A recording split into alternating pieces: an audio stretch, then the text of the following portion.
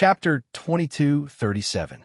After the plan was set, everyone moved out in batches because the three swordsmen had already crossed the archway and were advancing towards them. It was as if they didn't know that there were only three of them. Or perhaps the three tigers didn't care about the pack of wolves in front of them. Chong Lu was in the middle, Lu Xiaoi was at the bottom left, and White Tiger was at the bottom right. Shuiyu, who was flying, couldn't help but sigh again. It was as if time had returned to 20,000 years ago. The same three people were fearless in the face of the tide of winged people. They formed the famous battle formation, Crystal Formation. This time, the serious swordsmen began to open up a path with their sword river.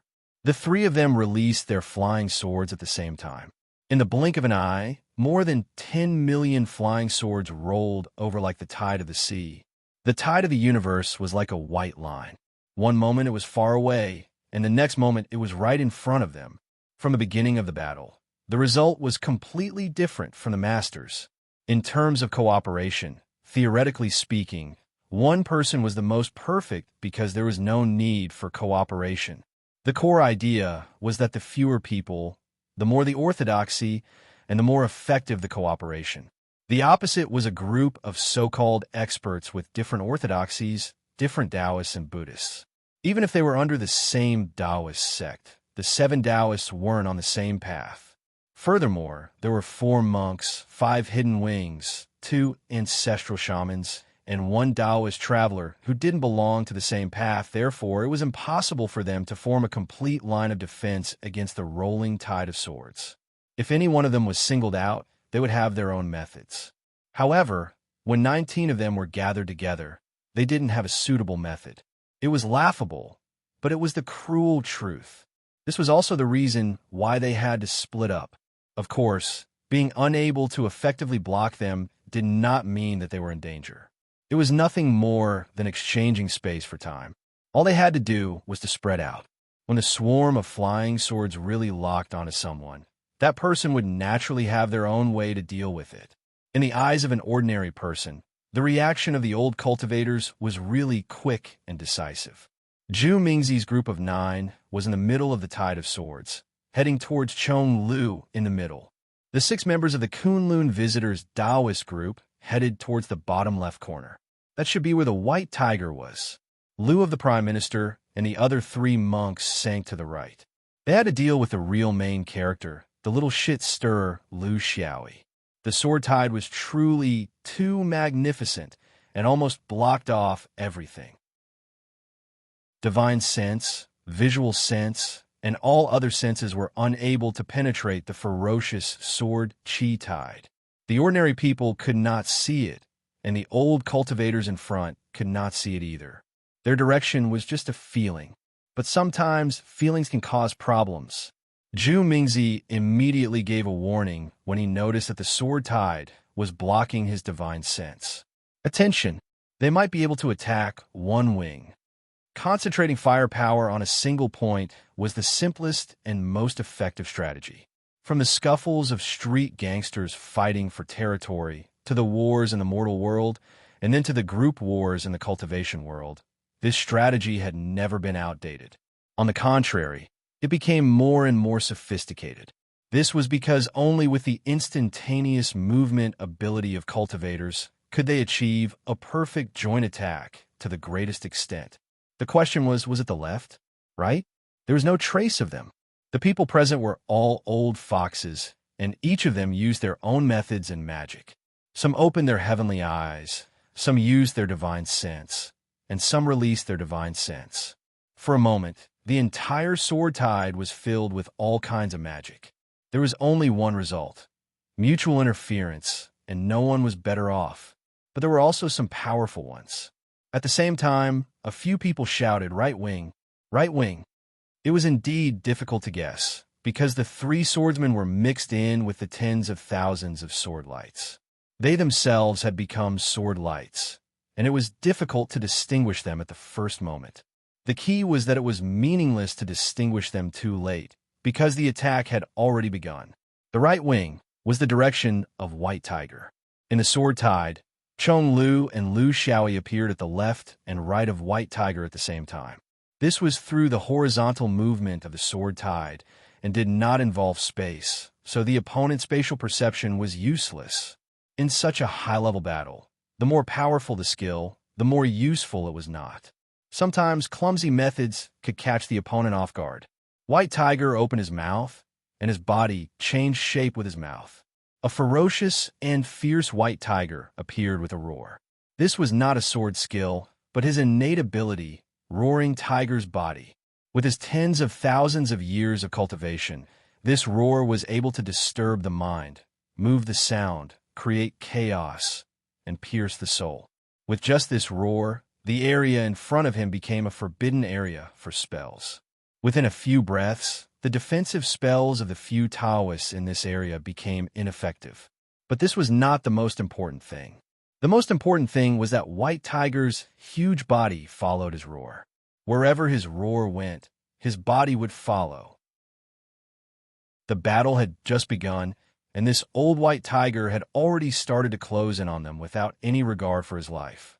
This was beyond the expectations of the few Taoists on the right wing. But everyone had a reverse scale. If they ran when you roared, how would they survive in the future? If it was a mortal being roared at by a tiger, it would be normal for them to turn around and run. They were not inferior to White Tiger in terms of strength, so how could they be scared? At this moment, their companions around them warned them. By the time they wanted to react, it was too late. Under the huge White Tiger's neck, two people were hanging. When the White Tiger pounced into the group of Taoists, the two people had already jumped down and leaped out. They still did not have flying swords. They were like two hooligans holding kitchen knives in the market. Their flying swords could not be used now, because the three of them had to maintain the 10 million level sword tide. If they used their flying swords here, the sword tide would definitely weaken, and the 10 or so Taoists would instantly surround them. Therefore, with their flying swords outside, everyone would use their swords to attack. White Tiger was in charge of blocking, and the two humans were in charge of killing. The time left for them was very short, just 3 breaths. The two of them had to choose the easiest opponent in this short period of time. They could not be timid, nor could they be greedy. This was a test of their wills that had been through hundreds of battles. One left and one right cut down and across. The body turned into a long rainbow, and the killing intent was high. The wind blew like scissors. Yang Xiaotian mixed in with the group of Taoists.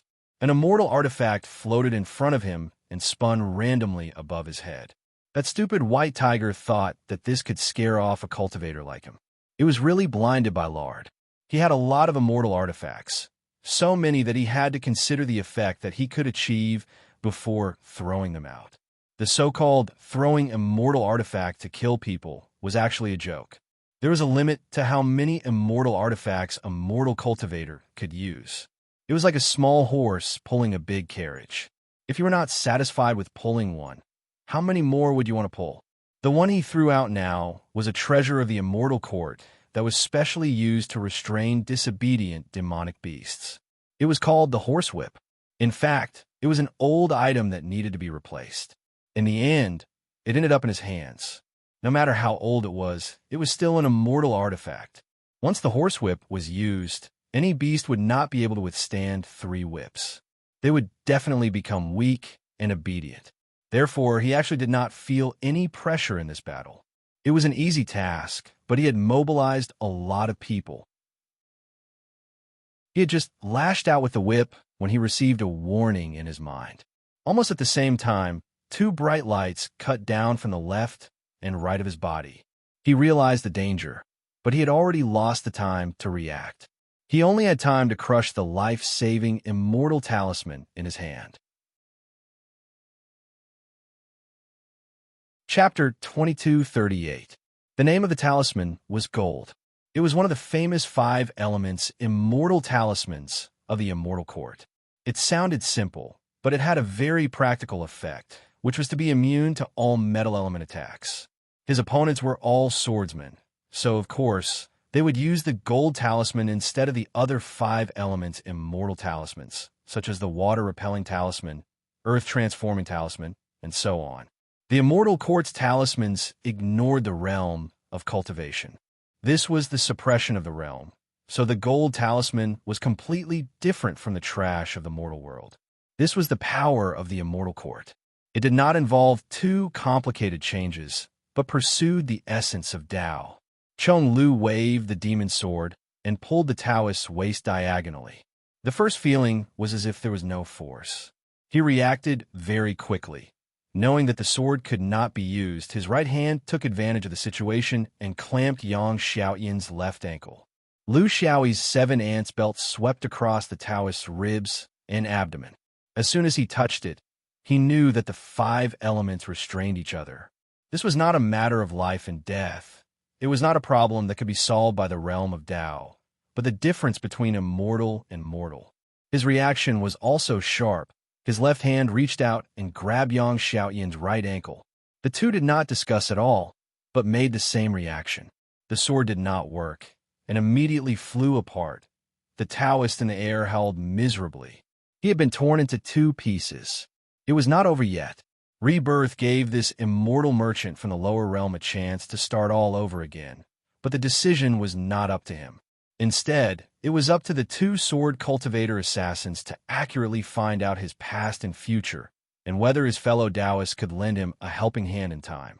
White Tiger had already been cast with several forbidden spells. As the most obvious target to attract the enemy's attention, he had successfully attracted the attention of 3 Taoists at the beginning of the battle.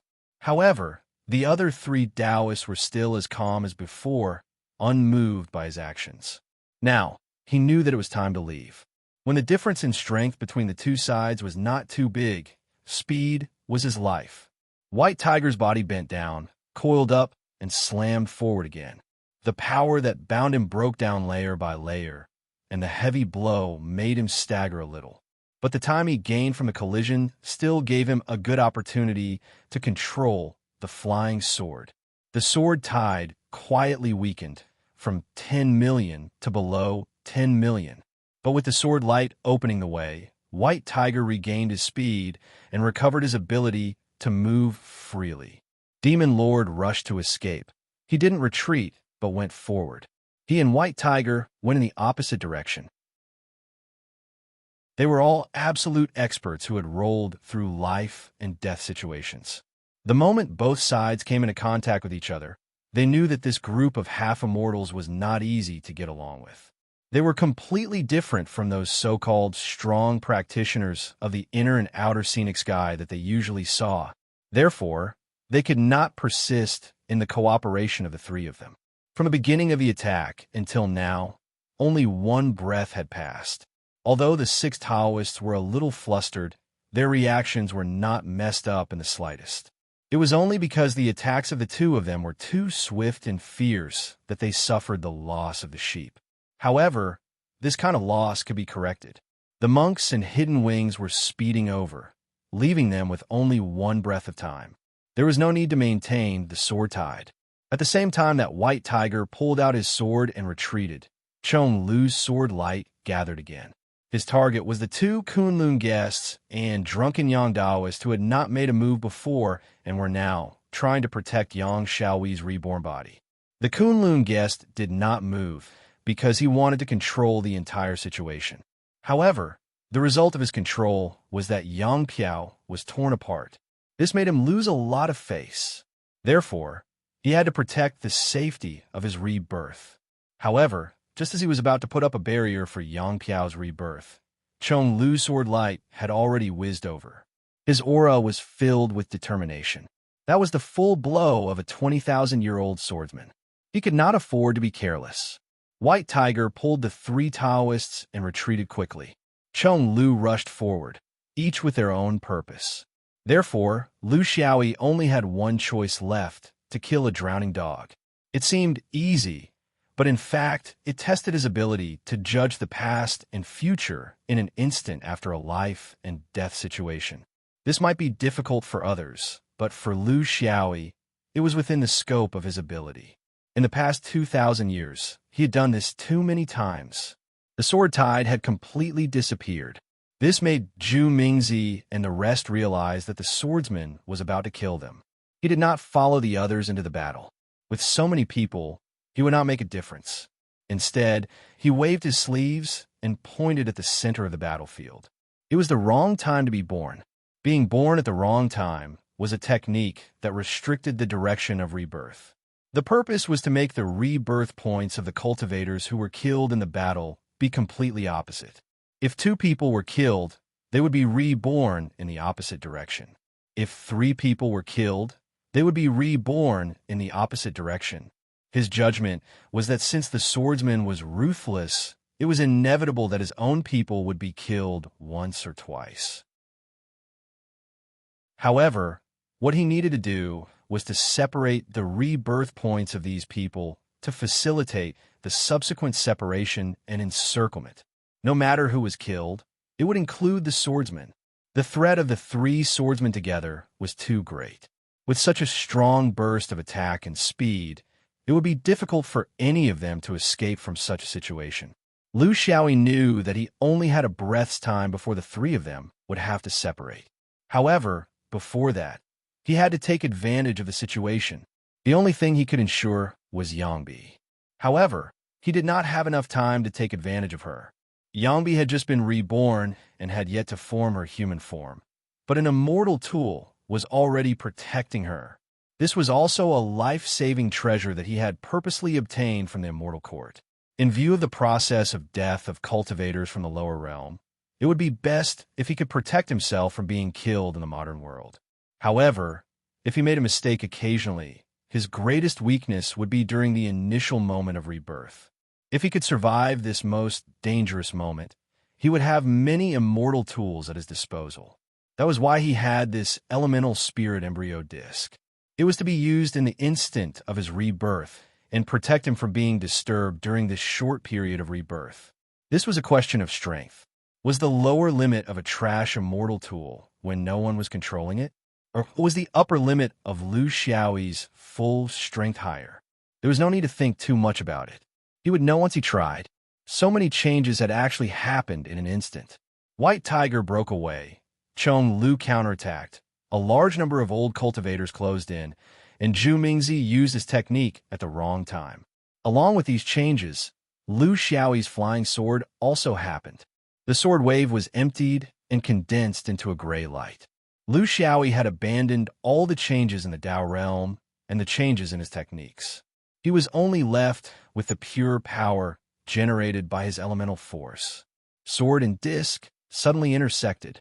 As expected, a group of Dao disappearing celestial phenomenon rose. Yangbi's treasures were only half used to whip the horse. The elemental spirit embryo disc was broken, and she no longer had the chance to use it. From this, it could be seen that the so-called piling up of tools to achieve success in battle was really unrealistic. Lu Xiaoyi's successful attack was within his expectations. It was not a big deal. A low-grade immortal tool that no one was controlling, an immortal desolate land person who picked up scraps. This was the real reason why he and Chong Lu chose to attack this person. The real danger of this person was that there was someone helping him in the front, while he methodically released the immortal tools from the back. Chapter 22:39. Lu Xiaoyi's attack succeeded, and he immediately left. Even if he was strong, he did not want to fall into the encirclement of those old guys. He had already faintly felt the breath of Jushu. He could not stay here for long. But the direction he left in was actually the Kunlun visitor. He was outside. He had just killed Qianbiao. That was almost all the power of his flying sword. So he was basically naked right now. He still needed a breath's time before the flying sword could turn back, but he could not wait. In such a battle, delaying for a moment was a crime, not to mention a breath's time.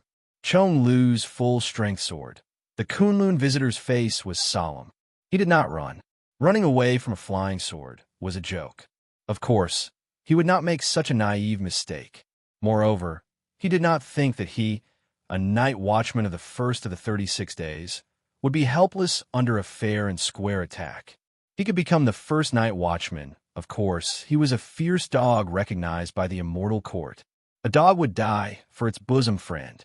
The momentum was there, the courage was there, and he still had his own Tao state operating. Yin and yang. From the middle came the nothingness, from the side came the space. The auspicious clouds rolled, waiting for the sword's momentum to fall. Then he would violently counterattack. He did not want to immediately kill this person, but at least he wanted to keep him here. 3 daring swordsmen. How could he tolerate such a brazen attack in such a disadvantageous situation? But the next change completely subverted his understanding. Demon Lord's flying sword drew a gorgeous curve in the sky. Using the simplest way to change direction and accelerate, the sword momentum that had been stretched to the extreme was once again pushed up. But such a mysterious sword trace inevitably missed the Kunlun visitor who was still in the attack trajectory, and instead flew towards drunken Taoist. This was not a mistake. This was premeditated for a long time.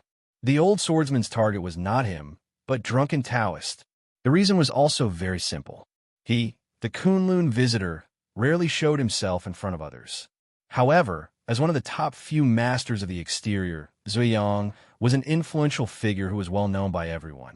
Someone like the demonic sword venerable would definitely have the opportunity to secretly investigate him. With just one strike, he did not even need to determine the past or the future. The old ruffian's real target was to kill drunken Taoist.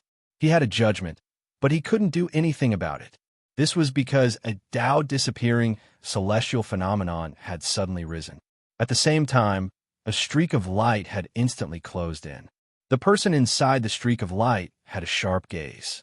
His right hand was behind his back, and only a small section of the tip of a sword that was shining with cold light could be seen from his shoulder. The little ruffian wanted to launch a sneak attack. His Tao realm arrangement was to deal with that powerful sword light, but it couldn't effectively deal with a Taoist master who was extremely sensitive to the Tao realm. He was confident that he could kill the old ruffian while he was killing Drunken's son. But I would rather die than you. He was someone who could even split an immortal artifact and slay a goatfish under his sword. No matter how careful he was, he couldn't be too careful. His Tao realm conversion was very powerful, but in a head-on clash, it might not be comparable to an immortal artifact, so the Kunlun guests had no choice but to retreat. They exchanged space for time and rearranged their own Tao realm attacks and defenses. To him, this was something he had to do, but to Drunken Yang, it meant that he had lost his most powerful ally. Drunken Yang suddenly realized that he had turned from a hunter to a prey. The reason why he didn't make a move before was because the Kunlun guests wanted to control the overall situation, but he was worried. No one knew the strength of the interior heavenly demon sword venerable better than him. This was because his master had been killed by this vicious person for no reason during a void journey. In these tens of thousands of years, he had never even had the courage to seek revenge. He was afraid that if he made a move, he would become the target of the old devil sword venerable. In the end, both master and disciple would be killed. However, in this world, what one feared would always happen. There was no way to avoid it, unless he didn't come. He had lost his state of mind and could only sigh helplessly. This kind of situation shouldn't happen to a peak exterior expert like him. But the problem was that it depended on who he was facing. The set of things that he had passed down from his master had completely lost his confidence in front of this person because his master had been killed. As a conservative, he lacked the courage to change. A fight between masters was enough to be fatal. When another Tao disappearing celestial phenomenon rose, the Kunlun guests were closely watching the little ruffian who was passing by not far from him. "Excuse me, it won't be good if I step on your foot." The little ruffian didn't make any unnecessary movements, as if he was really just passing by and didn't want to do anything.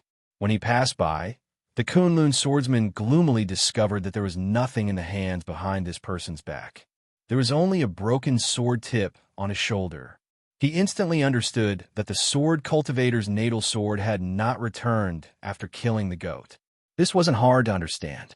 To break a fairy weapon, it wasn't something that could be done by sword aura. It required a strong natal sword. This was the reason why the swordsman didn't use his flying sword, and instead passed by in close proximity. It was equivalent to giving his life to the Kunlun guests, but he didn't have the courage to accept it. When Zhu Mingzi arrived at the scene, it It was such a mess. The remaining Taoists didn't even have the courage to fight. However, he didn't say anything. In the current situation, they could do anything but complain. Once they complained, their state of mind would disperse. Everyone was in such a closed environment. If their state of mind was dispersed, it would be a big mess sooner or later. Very good, we've achieved our goal. We've successfully separated them. As usual, the Buddhist friends have already chased after Lu Xiaoyi. Winged friends, an ancestral sorcerer of Earth, are following Chong Lu. I'll be there soon. Your mission is still that white tiger. I still think you can do it. The only thing I want to remind you is that the other party is risking their lives. However, we seem to be treating this hunt as a game. If you still have this mentality, the result won't be good. That's all I have to say. Good luck. Zhu Mingzi left after saying this. To be honest, he wasn't at ease with Hidden Wing, an ancestral sorcerer. The demon sword venerable was really demonic. They needed to be careful, and he needed to dispatch them. The Kunlun visitor pouted. He wanted to say something, but in the end, he didn't say anything. It was because time was tight, and his mistake in dispatching had made him lose face. Who would listen to the words of a disgraced loser? There were 4 Taoists left. The Kunlun guests, Taoist Huahai, Tsinbai, and Old Woman Feng. The 4 of them were a little unnatural. The swordsman's wave of attack, starting from the center of gravity to the right wing, did not take more than 3 breaths. The battle process was also very clear. There were no special techniques or changes in the Tao realm. It was purely the life and death struggle that the swordsman was best at. However, it was this simple that made them suffer. The white tiger held back Huahai and the other 2. Unfortunately, the 3 of them didn't gain anything in 3 breaths. Other than a few hits on the white tiger's thick skin, there was no substantial damage. There were many reasons that couldn't be explained in detail.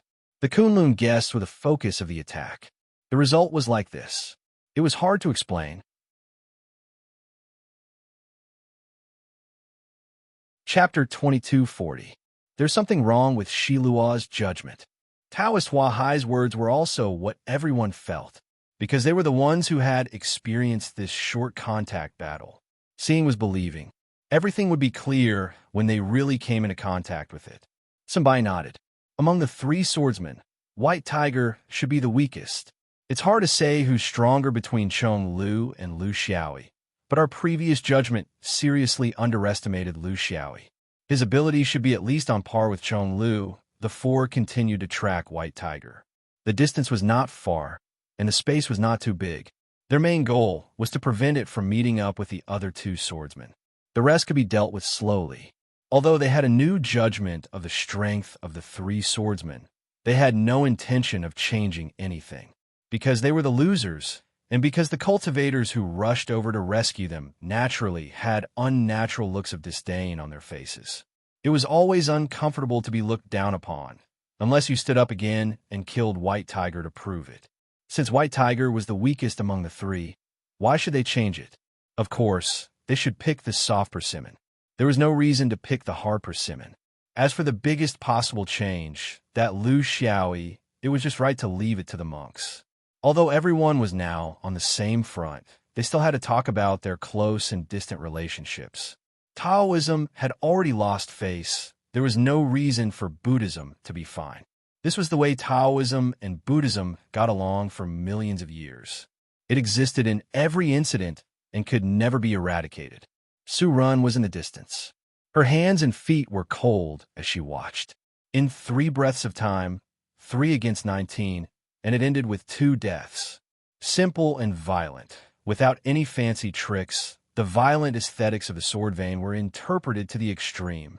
It was as if each of the 3 could be the main attack direction, and the other 2 could be perfectly coordinated, changing according to the battle situation. Their attacks were unpredictable, and when the tide came, it would disperse, leaving a ground full of broken limbs and broken bones. She had also thought about how to deal with a peak half-immortal who was full of immortal weapons. She had thought of countless ways, but the conclusion was that it was impossible. Unless she broke all of Yangbi's immortal weapons one by one, it was also impossible. Even if she couldn't do it, it didn't mean that others couldn't do it. The answer was to tear it in half. They were like two ferocious void beasts in human form. In the current cultivation world, even immemorial beasts and demonic beasts rarely use this method to kill people. This was because they were also learning from humans, becoming more elegant and civilized. Who would have thought that the method that the demonic beasts had given up would be picked up by humans instead?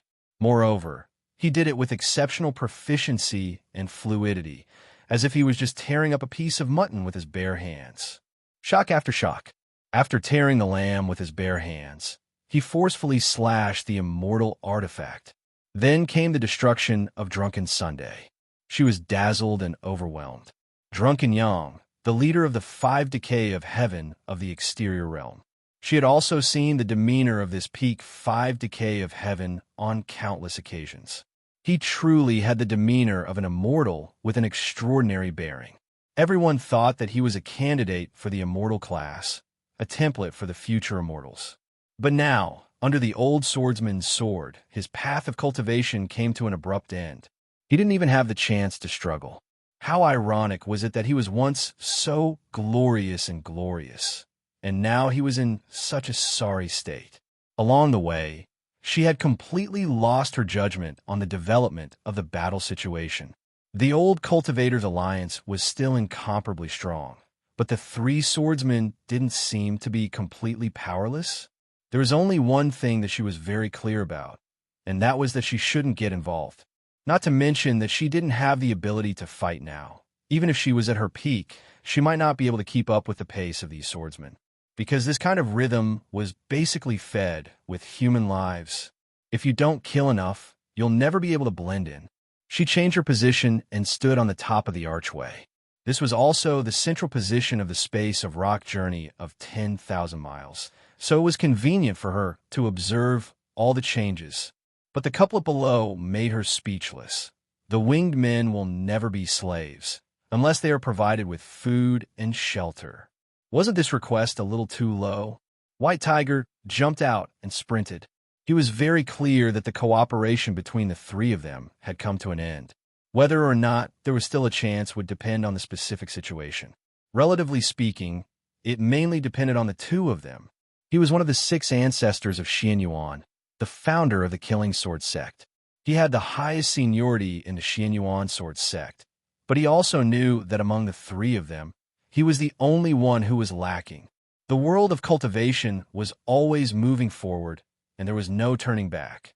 All kinds of martial arts, Tao, and understanding were pushed forward by mankind.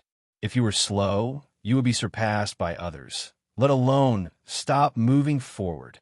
Tens of thousands of years ago, it was very powerful, but now it was very common. In the world of cultivation, it was different from the legends. In the real world of cultivation, age didn't determine everything. Therefore, there were new forces that dared to challenge the old order. It wasn't that they didn't know when to advance or retreat, but that they couldn't be suppressed. This was the law of nature. People would grow old one day. It was the case for mortals, and it was the same for cultivators. However, what they grew old was not only their lifespan, but also their thinking. In the past 40 to 50,000 years, to be honest, other than making some progress in his cultivation, he had been stagnant in all other aspects. Compared to those monstrous geniuses, his progress was like comparing an eagle to an ant on the ground.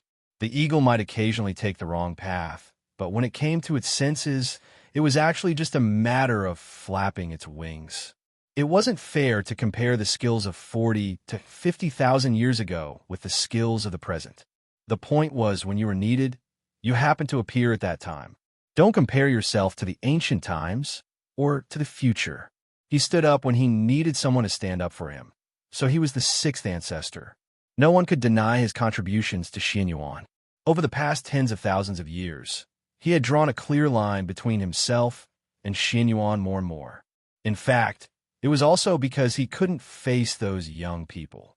It was no longer the once awe-inspiring 6th ancestor of the killing bloodline. Time had made it mediocre, but it was still as proud as before. It didn't want to show its weakness, so there was an old white tiger who kept a low profile and never showed up in Xinyuan. A hero past his prime. This kind of powerlessness, if it were a human, wouldn't be as obvious as it was because humans still had a certain ability to learn, even if they were old-fashioned. But it was a strange beast. The biggest problem with strange beasts was that they had a ceiling, and it was already close to the ceiling. Therefore, it wasn't a matter of hard work or not. It was also for this reason that the three of them had to attack the right flank, because its two juniors had to reduce its pressure. This didn't need to be said. It was a unanimous reaction. They did it. It directly reduced its opponents from 6 to 4, especially the most threatening one, Sheep's Head. Without the balance of the immortal weapon, its pressure would be reduced a lot.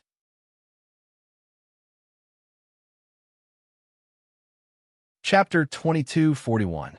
The White Tiger sped up, not because it wanted to avoid the battle, but because it needed some time to recover from the damage it had sustained in the battle. Demonic beasts had strong vitality, especially mutated beasts. They did not have the ability to reproduce, so they were compensated in other ways.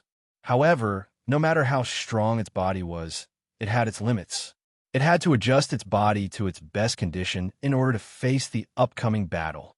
It had a feeling that this would be a long and arduous battle. It was impossible to kill the two of them as quickly as it did in the beginning. These people were all real masters, the kind that did not show themselves in the world. They were not ordinary people. Its only worry was that the four Taoists would turn around and look for its two juniors because they were tired of chasing after it. However, the truth was that the four Taoists were like 4 pieces of dogskin plaster. The four Taoists stuck closely to it without the slightest intention of giving up. It began to set up some small tricks as it moved. Although it admitted that it might not be as good as the two juniors in terms of combat power, it was likely to face the fewest opponents. It had the obligation to fulfill the responsibility of a senior and try its best to be the first to open up the situation. If it was lucky enough to kill one of them, it would be the greatest help to this group. It knew that its opponents were the top few in the origin world. They were not the ones that the outside world boasted about. They were the real, low-key, pragmatic people. It did not dare to underestimate such people. In terms of flying swords, even if it was the founder of Xuanyuan's killing sword sect, it was not as good as the two juniors. These two people were not just killing, they were torturing. They were so cruel that even the White Tiger was scared. It placed its trump card on its own supernatural powers, because only the supernatural powers of mutated beasts were truly unique in the cultivation world. Because there was no second mutated beast, the White Tiger. After tens of thousands of years, he knew that it was impossible for him to improve his swordsmanship in the Tao realm. He could not escape from the category of his killing sword. Instead of wasting his time on this, he might as well develop some new skills. After joining Xinyuan for tens of thousands of years, it still walked the same path as the mutated beasts. This supernatural power was called rearing a tiger in exchange. It was very clear that with these people's strength, it wasn't realistic to expect to swallow one of them in one gulp, and it might not be able to digest them. Moreover, there was the trouble of being reborn. Therefore, if the divine power was too focused on killing, it would lose its momentum and fall into the enemy's pace. There's one thing, as an experienced assassin, it is very clear that protecting itself is the best way to protect the two juniors. If it loses its body because of its greed, it doesn't matter, but it will immediately change the situation of the whole battle. Whether it is Demon Lord or Lu Xiaoyi, if a few more Taoists suddenly come in, it is basically a lost game. Raising a tiger in exchange was to set up several fixed points within a certain range of space so that it could teleport. This kind of teleportation wasn't the spatial teleportation that humans were best at, because as long as it involved the spatial ability, they couldn't avoid the preparation of entering the space and the rigidity of coming out of the space. Even if these peak half-immortals could compress this rigidity to an undetectable degree. But rigidity was rigidity, it didn't disappear, and it could still affect a person's reaction in the moment of life and death. Its divine power didn't have rigidity. It was a completely natural parallel teleportation, disappearing from one place to another without any pause in the middle. It was the best weapon for demonic beasts to close in. Against these Taoists, long-range attacks were very unwise. Even if the white tiger had tens of thousands of years of experience, it might not be able to keep up with the Taoists' rapid changes in magic. Close combat was the only way for demonic beasts to fight. From Foundation establishment to half-immortal, from ancient times to the present, it had never changed, and it couldn't change because it was the best use of its physical advantage. Long, it should always be raised. Short, it should always be avoided. This was the true essence of battle. But the premise of using this divine power was that it needed to set up something in advance in this area as a guide. Under normal circumstances, the guide would be achieved with blood and hair, but its divine power was a little different. In order to be more sudden, it could gather more momentum, and it would be harder to be discovered, so it used the tiger essence. Of course, as a peak half-immortal beast, it didn't need to use the 5 young ladies to get the essence like humans. It had to escape and fight at the same time, and it had to draw out the essence. This was very difficult.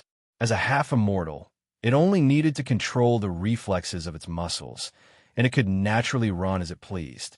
It circled around this area a few times, and had already set up more than 10 drops of essence. This was already its limit. After all, it wasn't a breeding pig. This was even more misleading than blood guidance.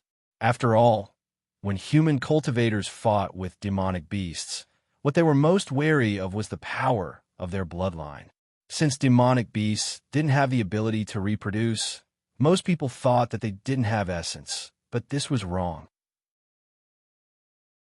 They also had essence and desire, but the essence wasn't accepted by the world, so it couldn't form into an embryo.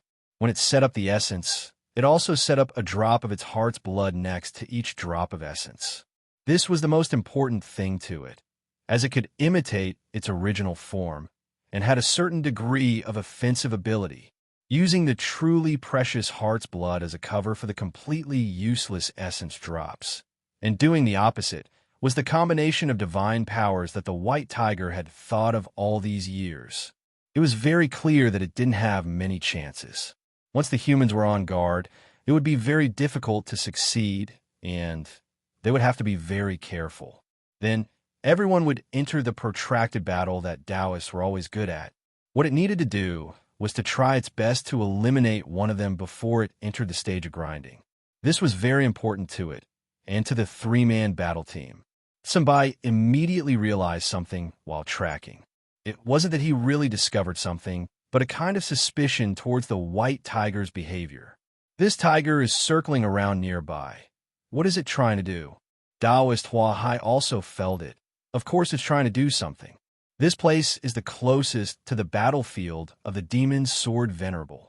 If it's any further, it will be difficult for it to borrow the strength of the two people's cooperation. So I guess it's preparing to join hands with the demon's sword venerable again. He guessed right, this was also one of the old white tiger's intentions. Since they were going to fight, why didn't they fight in the airspace closer to the Chonglu? It could also cause the opponent to misunderstand. The Kunlun visitor was very cautious. We also have to pay attention to the white tiger's possible arrangement in this space. Demonic beast divine powers are very strange, and the key is that we don't know what it can do. Let's surround it first, don't let it run around. Old woman Feng, you're the best at creating mirages. Make a large mirage of the sea, and we'll settle it here. To the Kunlun visitor, he had to accept the battlefield chosen by the white tiger. So what if he didn't accept it? Could it be that he had to continue chasing like this? As long as the white tiger was willing to stop, they were willing to accompany it. As for the so-called arrangement, no matter how many divine powers the white tiger had, could it be more than the few of them who were Taoists?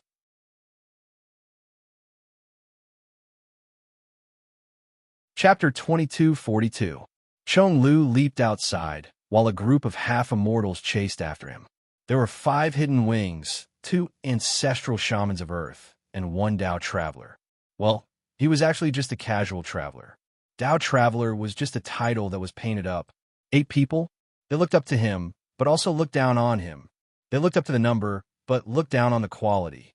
Among this group of people who came to kill them, there was no doubt that the 7 Taoists and the 4 Buddhists were the most powerful.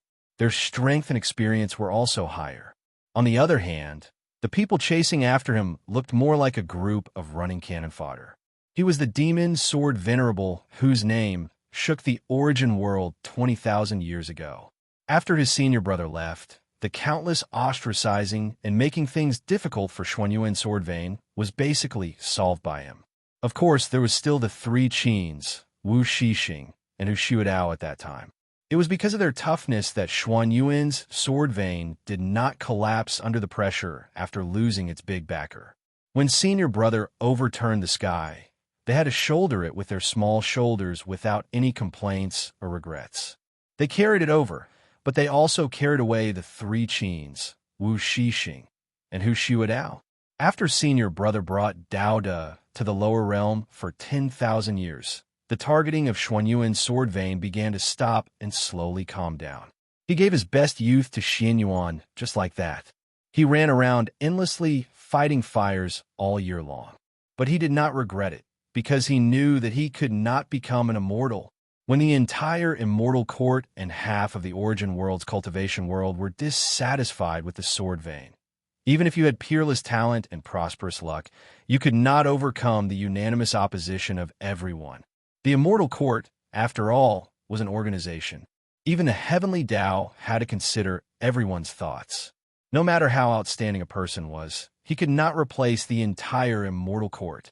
Even senior brother could not do it, and could only take a roundabout way, not to mention him, who was exposed to all the hostile forces. In fact, it was not only him, but also the 3 Qins Wu Shixing, Hu Xiudao, and so on. As long as it was related to Xianyuan, there was no hope. Even Wei's Sword Mountain, Firmament Sword Sect, and the entire universe's Swordvane. This was the resistance of the entire immortal court. The only thing they could do, the responsibility on their shoulders, was to not let Xianyuan fall before the situation calmed down. They did it without any regrets. It wasn't until 10,000 years ago that things began to calm down. During this process, Xianyuan inevitably went downhill. They all saw it, but they didn't remind him. This was because a Xianyuan who had reinvigorated himself was something that many people didn't want to see. Only by tucking their tails between their legs and doing nothing in the half-immortal realm could people forget about them. Until the appearance of Lu Xiaoyi, the opportunity had come.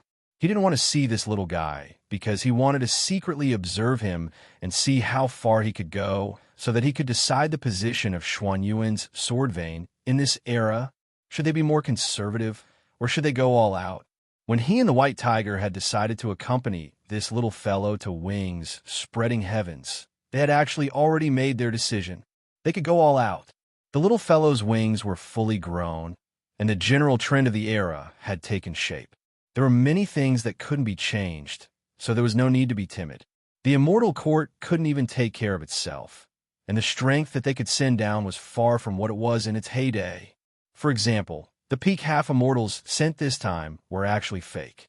For example, Shilao of the interior realm, Zueyang of the exterior realm, and Hidden Wings and Ancestral Sorcerer of the Earth were just there to make up the numbers. If it was in the past, it wouldn't be a problem to send 20 or 30 Night Watchers at once. If the dogs rushed up together, they wouldn't be able to stop them. But now 3 of them came. This showed how much the immortal court's control over the lower realm had declined. Among the Night Watchers, there were those who were watching from the sidelines, those who wanted to change, those who were gloating, and those who were betting on both sides. The people's hearts were scattered, and it was difficult to lead the team. For these people, he didn't think that they were in a dead end. On paper, these people had the absolute advantage, but when had the swordsman's battle ever been smooth sailing? He wasn't worried about Lu Xiaoyi at all. He knew that the little fellow was just pretending to be weak. His strength wasn't below him, and even he couldn't figure it out. Usually, he pretended to rely on the strength of the group, but in reality, he was as evil as his senior brother, or even worse. He was worried about the old White Tiger, which was why he had the battle at the beginning. Although it wasn't smooth, he still gained something. It could be seen that the strength of these visitors wasn't bad at all. The White Tiger's crisis was basically solved, and there wouldn't be too much trouble in a short period of time. This was the good thing about strange beasts. They were resistant to beatings. Now, it was up to him and Lu Xiaoyi how much time it would take to open up the situation. Although he was old, his competitive spirit was still there, and he didn't want to lose to the younger generation. He was selective about the people hanging behind him. Therefore, his flight path was very abrupt, and he was looking for an opportunity to attack. Now that Zhu Mingzi hadn't caught up, it was his best chance. He continuously changed directions. In fact, it had only been 10 breaths since he killed the 2 Taoists. 7 or 8 people were chasing after one person, and the opponent's continuous change of direction would cause the pursuers to be confused for a short period of time. They couldn't be like a stick of candied hawthorns forever. During the change of direction, the Sword River suddenly appeared. It was bright, just like the Sword Tide. However, this time, the pursuers had learned their lesson. They scattered in all directions, hoping that the swordsmen wouldn't find them, and waiting for the Sword River to become clear so that they could counterattack. The swordsman's move was indeed very damaging, especially when he was fighting against a group of people. Once he used the Sword River, his body would become like a sword, just like the demons of the Blood River sect, and you wouldn't be able to find his real body. Of course, in terms of concealment, the Sword River's strength was in offense, and it couldn't be compared to the murky and traceless Blood River. For peak half-immortals like them, as long as they focused and used their divine arts, they would be able to find the swordsman's tracks. But this was a paradox. In fact, the swordsman wasn't afraid of being discovered.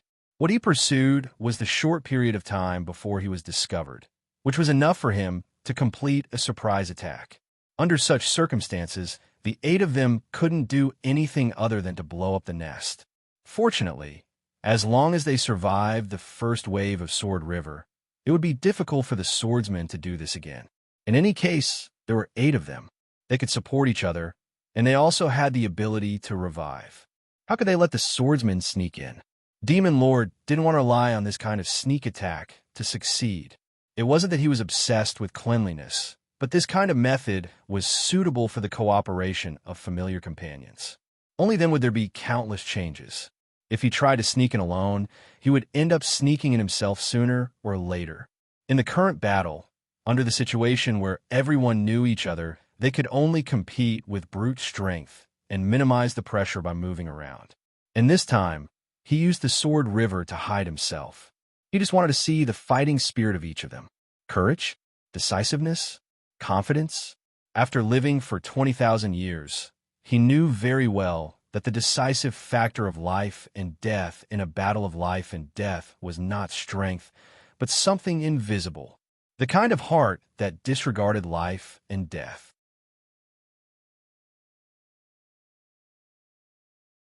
Chapter 2243. With this test, he could tell the difference between the real and the fake. Some ran away like startled rabbits, some formed groups, some went on full defense, and of course, there were also those who stood still and faced the attack calmly. With this test, he knew which direction he should go in for the next battle. The Xinyuan swordsman had his own way of dealing with the enemy in a situation where he was outnumbered, and it was a secret that he did not show to anyone. It was the experience of countless seniors, and it was a true ability that had been tested in real life. The core principle was that one could not close one's eyes and use brute force. One had to go with the flow. This kind of unplanned and aimless charge was very difficult to be effective, and one would often be led by the nose, and the initiative would be in the other party's hands instead of his. The best way to break through was to look for the opponent's weakest link. This weakness did not refer to the opponent's strength, but the mentality of the battle. With the target set, the Sword River immediately changed direction, and with a flash of light, the Tao realm of slaughter slashed towards the prettiest of the hidden wings, the undead snowy feather. Once he revealed himself, the opponent's attack followed like a shadow, coming one after another. The 2 ancestral shamans of Earth, one wielded the demonic god Dingjia, while the other wielded the snake-like whip. They also had Tao realms. The former was the Tao of God's sacrifice, which originated from Saint Virtue. The latter was the Tao of Earth, which originated from creation. They were both variants of the innate Tao, and this was also the characteristic of Earth. They always focused on adapting to their environment and Tao, and kept a respectful distance from the innate Tao.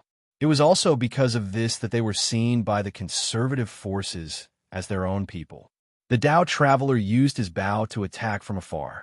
The bow's origin was very extraordinary, and it vaguely had the power of an immortal equipment. Who knew where a rogue cultivator like him got such an item? The three of them did not save Snowy Feather, because there was no need for it. The safety of this female winged person will be taken care of by her four clansmen, so why should they be anxious? Moreover, attacking the swordsman was actually a disguised form of saving her, so it was reasonable. The swordsman's final target was the winged person, and this was expected. The winged person's body was stronger than humans, but they did not have the ability to rebirth, and were actually the easiest to kill, and there was no need to determine the past or the future. No matter who was chosen to fight this group battle, they would definitely start with the winged ones. This was also a principle. Snowy Feather grumbled in her heart, but she couldn't blame anyone else. Who asked her to be the fastest and furthest when the swordsman's sword river appeared? Chong Lu's sword was as fast as lightning. By the time she found out that she was the target, she could no longer rely on dodging to solve the problem. There is also a saying in the world of cultivation: when you encounter a swordsman's sword, don't run away. When you encounter a Dharma cultivator, don't defend yourself. When you encounter a monk, don't be firm. When you encounter a body cultivator, don't be firm. There was no way they could outrun a flying sword, even if they had a pair of invisible wings. These swordsmen only know how to bully me. Li Wuya was like this 20,000 years ago, and his followers were still like this. Do you really think I'm a pushover? Snowy Feather clenched her teeth, and her invisible wings appeared. Together with her hands, they formed the supreme defensive divine ability of the winged ones, Double Cross. This was a divine ability that could only be awakened after the winged ones became half-immortals. It was a mutated divine ability with the rock bloodline as the foundation and the human bloodline as the base. It was an extremely rare divine ability that combined the divine ability with the Tao realm. It was not just a simple defense, but it could also weaken the opponent's attack through the changes in the Tao realm within the Double Cross. Among the 5 hidden wings, only she and Commoner had comprehended this divine ability. The armored man and superior humans at the side came to rescue her, but in the end, they were a step too late. They only saw the flying sword slashing at the Double Cross. It was like a wild bull crashing into a door plank. Snowy Feather lost control of her body and flew straight back. She only managed to stabilize herself after a long distance. The armored man was a little angry that he didn't manage to intercept the flying sword. The flying sword speed was not fixed, so his side attack missed. It was a little embarrassing, but more importantly, the flying sword speed was not fixed. Junior sister, are you all right? Snowy Feather circulated her elemental energy and smiled. I'm fine, I can still take it. Snowy Feather was fine, so the winged ones were relieved. This meant that the winged one's defense was effective against flying swords. The armored man said angrily, Senior brother, that swordsman didn't attack anyone else but Junior sister. This is on purpose. It's to anger us. Senior brother, you see, Superior Humans was speechless. Since you know that he's angering you, why are you still so agitated? We're not the ones on the receiving end. Since Junior sister is the one who received the attack, we'll listen to Junior sister. Snowy Feather raised her eyebrows. We'll do what we should do. There's no need to change our response because of this. Senior brother is right. The more the opponent angers us, the more we can't let him succeed. Don't be impatient. Don't be distracted in the face of battle. The swordsman gradually retreated under the attacks of the 8 people. His sword river was vast and mighty, revolving around his body. He moved without direction, making it difficult for the attacks of the others to land on him. The battle had just begun, and everyone was still testing the waters. They didn't go all out. Of course, they weren't forced to that extent. The scene of the demon swordsman killing drunken Sundaoist was too shocking, causing everyone to be overcautious. If no one was willing to take the risk and force themselves into the trap, it would be difficult to change the situation. This was a very normal mentality in a group fight. When the opponent was strong and had the ability to kill in one strike, no one would be willing to be the bait, risking their own lives for the sake of others. They were all waiting for others to take the risk. Of course, there was another important reason. Zhu Mingzi hadn't arrived yet. Conservative people tended to blindly obey authority. Even if they had quite a number of people, they didn't have the confidence of numbers. This was actually Zhu Mingzi's own reason. His arrangement was to gather the Taoists in one group and the Buddhists in another. When it was his turn, there was no one else to speak for him other than him. Why would the ancestral shaman of Earth not listen to the winged man's orders? He wasn't even human, yet he dared to order them around? Even though they came from the Earth, they were still authentic humans. They didn't have an extra pair of chicken wings. The winged man couldn't be bothered with the ancestral shaman of Earth. Looking at him, he was neither human nor ghost. His eyes were on top of his head. How could he expect the winged man to listen to his orders? Just like that, the swordsman suddenly jumped in the midst of the battle and pretended to leave. Just as everyone started to move, the swordsman jumped back and raised his sword. It was still the most beautiful person here, Snowy Feather. She was still in the double-cross formation and was knocked away by one strike. The sharpness of the flying sword couldn't break through her tough defense, but the impact was extremely fierce. The ordinary person who had always been silent suddenly spoke. "Junior sister, be careful of him exhausting your divine ability." Snowy Feather's heart sank. She understood the meaning of this senior brother. As the strongest of the 5 winged men, she also had the hidden wings of the double-cross formation. The ordinary person was actually reminding her that the swordsman's flying sword could be released almost endlessly, but her double-cross formation couldn't. If this happened a few more times, there would definitely be gaps in her divine ability. As long as the swordsman tightened his grip on the sword, danger would immediately come. However, she had other thoughts.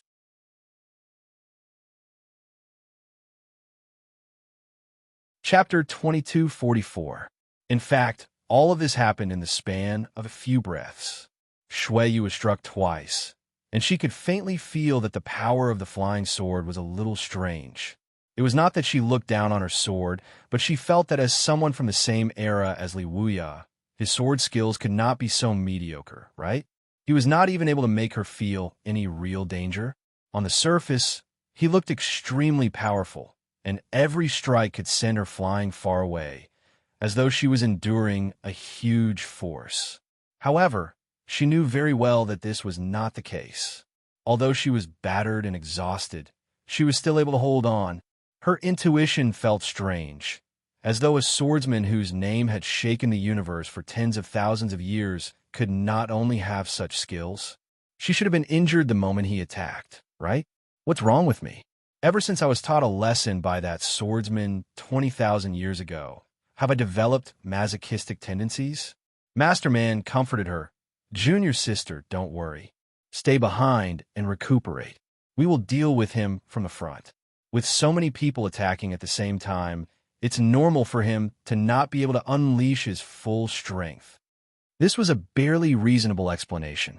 Under everyone's attacks, the demonic sword lord could not unleash his full strength.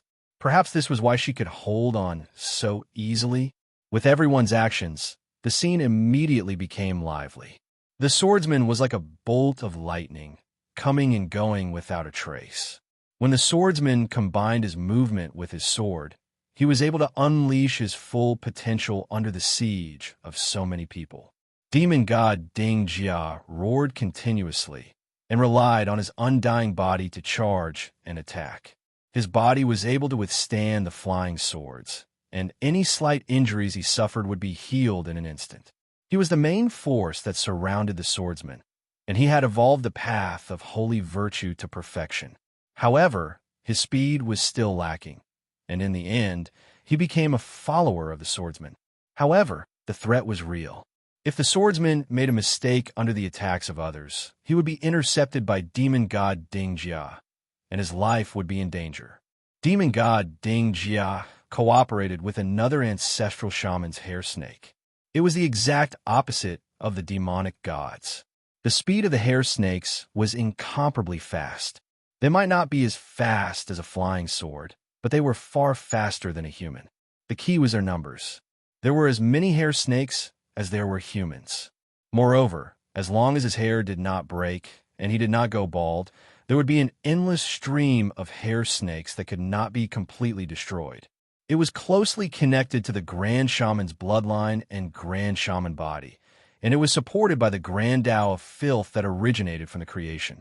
For a time, it was impossible to tell that he was withering. The swarm of flying swords and the dancing hair snakes collided with each other in the air. This was the main force that intercepted the swordsman. The two ancestral shamans, one blocking and one chasing, cooperated with each other and became the main characters of this battle. They also put in a lot of effort. The others weren't idle either. But this so-called besieging could never be achieved. Everyone had the opportunity to use their full strength. In the world of cultivators, under the heavenly Tao, 1 + 1 was always less than 2. What's more, when the 7 of them were stacked together, there were bound to be some who couldn't put their strength to use. There was always a priority. What the others had to do was to exert pressure on the swordsman when they were facing each other, so that he couldn't free himself to counterattack at will. They had to be in an intense confrontation at all times. This was the true essence of besieging. For example, the Taoist traveler had an immortal longbow. He did not shoot indiscriminately. He only shot once in a while when there was a gap in the encirclement of the two ancestral shamans. But just this one shot would immediately require the swordsman to use all his strength to deal with it. Then, the two ancestral shamans would surround him again. Their cooperation was also very perfect. The 5-winged men spread out even further. What they had to do was to intercept the swordsman when he escaped from the battle. They didn't have to fight to the death. As long as they could block him for a moment, the others would naturally follow up. They were all peak half-immortals who were experienced in battles. In a very short period of time, they could be said to have found the rhythm of mutual cooperation. But Chong Lu was still able to come and go freely in the battle. The swordsman's maneuverability was displayed to the extreme in his hands. He might not be as fast as the hair serpent, and of course, he wasn't as fast as the bow. However, he was faster than all the opponents present. His completely unpredictable movements caused many attacks to be ineffective. Furthermore, when his sword aura river gathered and dispersed, he was still able to achieve a balance between offense and defense. His body continuously turned, spiraling downwards and then upwards. Millions of sword beams were under his control. A portion of them acted as the destruction realm to slash at the hair serpent, while another portion acted as the yin-yang realm to slash at the Ding Jia demon god's body to stop his tail attack. Another portion acted as the primordial chaos realm to combine into one sword to slash the arrow into nothingness. Finally, he was able to save millions of sword beams and combine them into one sword, forcing the ancestral shaman who was controlling the hair serpent to have no choice but to defend himself. The gap left by the ancestral shaman was immediately filled by the armored men and the ordinary people.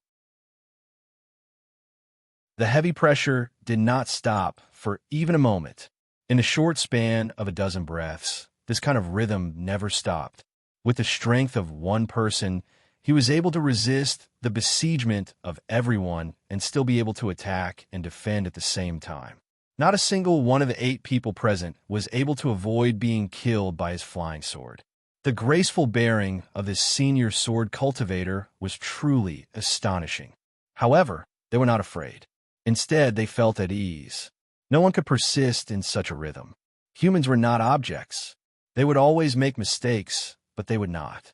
Even if they made mistakes occasionally, their companions beside them would make up for it. The more time passed, the more dangerous the swordsman was. Shui was slashed 3 more times. Just like the previous 2 times, The thunder was loud, but the rain was small. When the flying sword slashed down, it was like a thunderbolt that could send her flying far away. However, the actual damage was barely satisfactory. She did not know if the flying sword would cause any difference to others, but for her alone, it was insignificant. The ordinary people could see more clearly. They reminded her again, "Junior's sister, so far, you have been slashed 5 times. The others have been slashed twice at most. There is a problem here." Shuiyu focused and replied softly, "There is a problem. However, senior brother, the one with the problem might not necessarily be me. Inform the other senior brothers that they must be prepared to receive an all-out attack from the enemy at any time. We must also coordinate well with each other. I'm afraid that the swordsman's target is not me." The ordinary person was startled, but immediately understood. There were many such tricks in the cultivation world. Even if they kept on beating you, they might not necessarily beat you in the end. It could also be an illusion to make others lower their guard. In theory, slashing the winged ones was the most reasonable because there was no need to slash the past or the future. With the swordsman's ability, if he were to risk his life to slay one of the winged ones, they might not be able to withstand it. The 5 hidden wings were stuck in the middle of this battle. They were in a dilemma. Up until now, they had not given it their all. With their physical abilities, if they were to disregard their lives and engage the enemy, 2 of them would definitely change the situation on the battlefield. However, was it worth it? It was not bad for them to not put in any effort. However, if the swordsman really targeted one of them and succeeded, the remaining winged ones would no longer have any room to maneuver. This was something he did not wish to see. Once one entered the cultivation world, they were no longer in control, especially in such a battle. How could he protect himself and not offend either side at the same time? It was too difficult, almost impossible.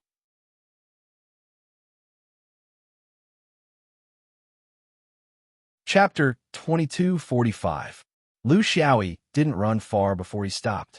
He knew very well that the breakthrough should start with him. Because he was the main character, he couldn't put the burden on the seniors. White Tiger was too old, and Chong Lu seemed to have a problem too. This was intuition. There was no specific basis, but these 2 Xianyuan old guys were the treasures of the sect. He couldn't tolerate anything wrong with these 2 treasures of the sect. White Tiger's problem was a strange beast problem. He couldn't solve it. Chong Lu's problem was the problem of his lifespan. He was worried that this senior brother had used some special method to increase his lifespan. An ordinary battle might not affect this demon sword venerable, but if his potential was overexerted, there were only 4 people surrounding him. For monks, he didn't think that he should seek stability, but speed. Being forcibly separated by this group of old cultivators. In fact, he had his own wishes. If he didn't want to be separated, then he must not be separated.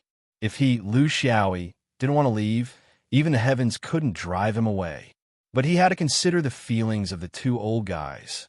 With his fighting style, once he went crazy, he wouldn't care about anything else.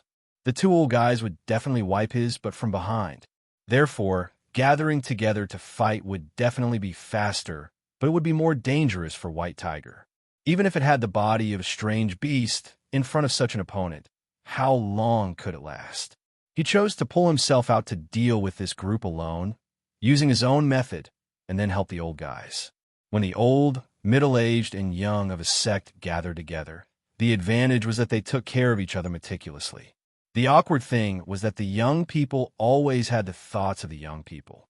When the old guys had to follow the rhythm of the young people and break away from the rhythm they had relied on for tens of thousands of years, danger would quietly come. Looking at the 4 Buddhist auras rapidly approaching from behind, a cruel smile appeared on his face. Then this time he would go all out, making the monks sacrifice the flag again. They were really born to be enemies. The 4 monks were Si Luo, the second step monk of the great snow mountain of the interior realm, a Luo Kan, the preacher of the western heaven, Du Lu, the monk of Pai Ji, and Xiangbo Lu, the night watchman of the 7 planets Maui heaven of the 6th heaven. These 4 monks had profound dharma, pure Tao realm, long lifespans, and innumerable experience. If he were to fight them using ordinary methods, even one of them would take up a lot of his time. The past and future of Buddhist monks were especially difficult to deal with. They were filled with countless hidden meanings. If the four of them worked together, it was no wonder that the four of them dared to provoke the real protagonist of this incident. It was not arrogance, but true strength. If he wanted to get rid of them, he couldn't use normal methods. Otherwise, even though his speed was unparalleled, it would be equally difficult for him to catch a few monks whose Buddhist techniques were scattered in all directions. First, he had to do some preparatory work. Lu Xiaoyi unleashed his sword river, and millions of sword lights shot out. Their bodies moved forward at the same time, not caring that they might fall into the Buddhist world of the monks. The four monks were not flustered at all. They stood firmly in the positions of the four prime ministers and did not run away, even if the sword river reached them. This showed their extreme confidence in their Dharma cultivation. At their level, they were no longer confused by the number of sword lights. This was the difference between the concept of illusion and reality. However, when one looked at this world with the most fundamental Buddhist principles, there was no difference between one sword light and millions of sword lights. The sword lights hung upside down like a Milky Way waterfall. The first to bear the brunt was Shila. When a heavy sword pressed down, it was as if he was in a steel furnace. It was as if millions of blacksmiths were forging beside him. Every swing of the hammer was at the peak of the Tao realm. Shila chuckled. Do you think I'm that useless, drunken son? Even your Lu Zhu wouldn't dare to be so presumptuous in front of me. He glared at him, and the Buddhist light rose from his body. An eye opened on his forehead, which was the heaven's eye. The light of wisdom was the omniscient mirror. Under the round mirror, the essence of the millions of sword gleams had nowhere to hide. They were all one. Under the illumination of the wisdom ray, the mirror shattered and the sword extinguished. Lu Xiaoyi's all-out sword was dissolved by the monk without a trace of smoke or fire. There was a saying that Buddha had 3 bodies for minds, 5 eyes, and 6 senses. One of the 4 minds was the omniscient mirror. The omniscient mirror was obtained from the Alaya knowledge. This intelligence could see through all the techniques of the 3 worlds. It was perfect and had no flaws. Just like the omniscient mirror, it could show all colors. It was also known as the King Kong wisdom. The Great Circle was a circle obtained by cutting the surface of a sphere through the center of a sphere. When the cross-section was less than the center of a sphere, the cut circle was called a small circle. Shala had not reached the Great Circle stage yet. That was an ability that could only be obtained after becoming a deity. Therefore, if he used the small circle mirror to observe the sword, the mirror would shatter and the sword would be destroyed. If he reached the Great Circle stage, the sword would be destroyed and the mirror would not shatter. Lu Xiaoyi was holding Shala here. The other 3 monks stood at their respective positions and said in unison, Hum. The Buddha's oppression was the simplest and most profound Buddha's 6 proverbs. At their level, they had long passed the stage of using their fists to beat people and using the King Kong pestle to smash people.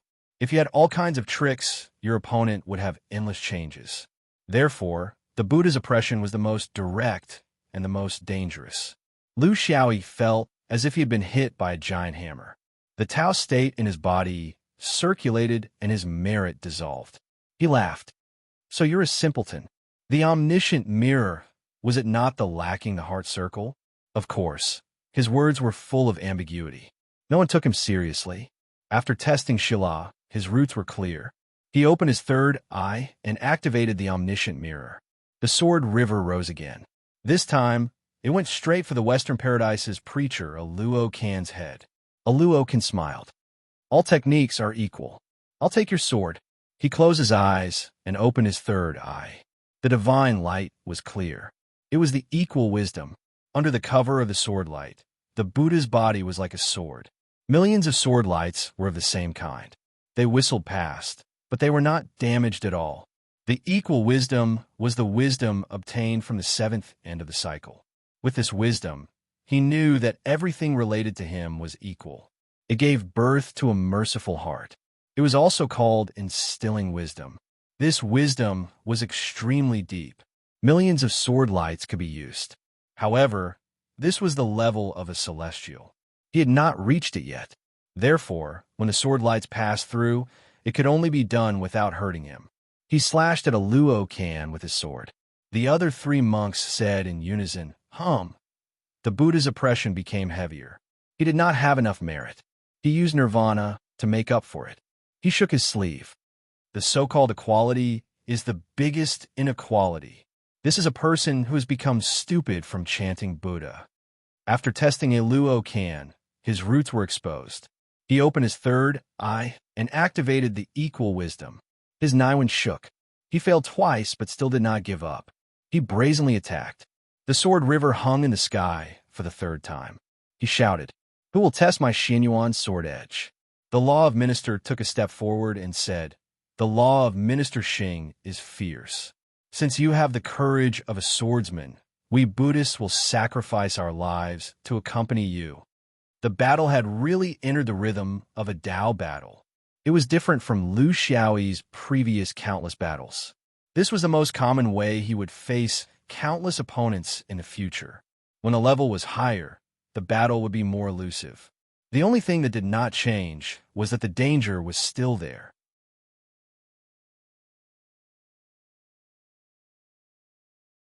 Chapter 2246. The sword river fell without hesitation, as if the previous two failures had nothing to do with him. That was his confidence. He had never been disappointed in his flying sword. Even if the sword river was easily broken by the opponent's Buddhist state, he knew he should have persevered. The sword river was murderous. 5 elements, yin and yang, space. It had many Tao states, but it did not have Buddhism's Tao state. He knew very well that if he had Buddhism's Tao state from the start, these monks would not have broken his flying sword. Of course, he would not have been able to kill the monks immediately. He did not intend for the probing to turn into a bitter battle. Hence, it was still Taoism's Tao state. Rushing down, the sword river was divided into 10 different sword states. They did not disturb each other, but were closely connected. Such control made the monks secretly shocked. The Lu of Minister stood upright and chanted, "Amitabha Buddha, come at me."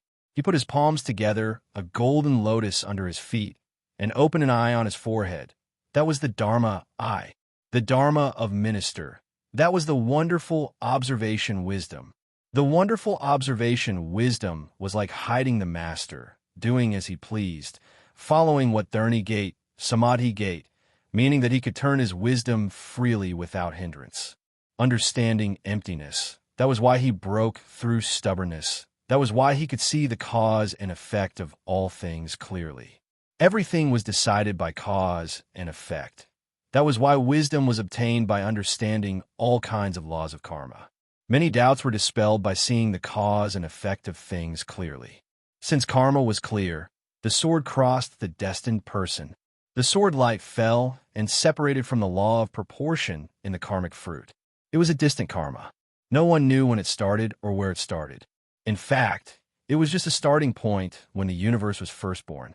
Minister Lu could not push the karmic fruit to the beginning of primordial chaos. Otherwise, Lu Xiaoyi's sword would become his sword. He could only push the karmic fruit so far away that the karmic fruit would not think there was any karmic connection between them. The flying sword flew past, like a passerby, without cause, fate, and effect. The Lu of Minister counted the karma here, and the other 3 monks sang in unison. Lu Xiaoyi's body creaked under the pressure. He had already heard 3 proverbs. It was really stressful. The anikia hell guard within his body rotated, and he regained control of his body. He let out a long laugh. So it turns out that you're a hypocrite. If you talk about karma like this, I'm afraid that your parents and children have nothing to do with you. That's not bad. You're free from fatigue, and the world is filled with love. Good. While he was in the air, he unleashed the sword river again under the mountain-like pressure of the Buddha. This time, it was simple because there was only one monk who didn't receive his sword. Monk Paiji frowned. Enforcer. I'll just forget about it. A wandering ghost. A fake monk in a deserted temple. can't withstand a single sword strike from the executioner." Lu Xiaoyi sneered. "You're so shy and secretive." The monks in the human world were actually frank in the end. You were supposed to be straightforward, but the more you cultivate, the more pretentious you become. If you can't handle it, what are you doing here? Are you here to drink with me? The sword waterfall fell from the sky, even more ferocious. Du Lu had a bitter look, 3 parts worry, and 7 parts embarrassment. He sat cross-legged in the air, pinching the lotus with his fingers. There was an eye on his forehead. It was the Buddha's eye. It was leisurely. It was the wisdom of success. The wisdom of success was the wisdom obtained from the 5 senses: sight, hearing, nose, tongue, and body. It was said to be able to spread all over the world, to show all kinds of inconceivable changes of Buddha. Convenience, gain, and pleasure were all sentient, constant, and uninterrupted. The sword light flashed. It was joyous and harmonious. The monk and the sword seemed to merge together. You have me, I have you. The sword is no longer a sword. The monk is no longer a monk. The other 3 monks sang loudly. Bah! Lu Xiaoyi staggered. After the cycle of reincarnation, he finally caught his breath. His mouth was still full of venom. Great Master is really a wonderful person. You have card in your pocket. You follow whoever you want. His probing was, in fact, the 4 monks were also probing him. Both sides didn't know each other, so they couldn't be considered familiar. They were very unfamiliar with each other, so there was a need for both sides to get in touch. Shooting with a goal in mind was the style of a top cultivator. They weren't like Xiao Xiao, who first fought and then used the next move if one move didn't work. In a high-level battle, one careless mistake could cause one to lose the initiative or even lose one's life. This was not a joke. Therefore, the 4 monks wanted to know whether their lifelong study of Buddhism could effectively break the swordsman's infamous flying sword. Now it seemed that it could. Of course, the swordsman must have hidden something, but the general direction was here. The only thing he didn't reveal were some finely crafted things. They also had a backup plan. As for the 6-word proverb, this was the monk's right. 4 against 1, the advantage in numbers was also an advantage. However, no one would hypocritically challenge the opponent when they clearly had the advantage in numbers. While testing, it was their right to oppress the opponent with the proverb. There was nothing to say. Lu Xiaoyi had basically figured out the situation. The reason why these 4 monks were sent was obviously that the people appointed by the higher-ups were very particular. They strived to achieve a balance in the foundation of Buddhism: 3 bodies for intelligences and 5 eyes. They didn't want to give Lu Xiaoyi any chance. The heaven's eye, divine eye, Dharma eye, and Buddha eye could see through many things. No matter what tricks you used, it couldn't escape the eyes of the monks. Of course, among the 5 eyes, there was another eye called the naked eye. That was something everyone had. It was an alliance of the 4 and 5 eyes. Buddha had the 4 intelligences: the omniscient mirror intelligence, the equal intelligence, the wonderful observation intelligence, and the achievement intelligence. These 4 people each had their own intelligence, including all the intelligence in the world, present, past, and future. They were all-encompassing and all-encompassing. This combination was theoretically flawless. No matter what tricks Lu Xiaoyi used, it couldn't escape the eyes and intelligence of the 4 monks. As for how to deal with it, it was no longer important. As long as they could see through it, they could definitely find a way to deal with it. At their level, there was nothing they couldn't deal with. There were only things they couldn't see through in a short period of time. The arrangement was very thorough. It seemed that they had put in a lot of effort. To be able to gather 4 people at the peak of the half-immortal peak in the main world, the strength of Buddhism's foundation could be seen. However, this was only in theory. In this cultivation world, the decisive factors were often outside of theory. For example, the eyes of the sh*T Master Lu. The sh*T Master Lu's intelligence had no rationality. In theory, both sides had finished probing each other. Next, they would each display their Tao state and compete with each other based on their abilities. In this aspect, the four monks of Buddhism were extremely confident. This was because when they were probing each other, there were still 2 words left out of the 6 words of the maxim. They wouldn't recite it anymore. This was because once they finished reciting it, it would be a cycle of maxim reincarnation. Everything would start from the beginning, and it was completely unknown how much damage the opponent would suffer under the pressure of the maxim. The advantage of not reciting it was that within the rules of the maxim, the swordsman couldn't escape from the circle of the 4 monks. This was a little cunning and a little shameless. Playing dirty while probing each other openly should not be a Buddhist way of doing things. However, cultivation sects were just this strange. When one's level was low, one's character would often be abandoned when one's level was high. What was dirty in the eyes of ordinary people would become wisdom when one reached the top of the mortal world. This was cultivation.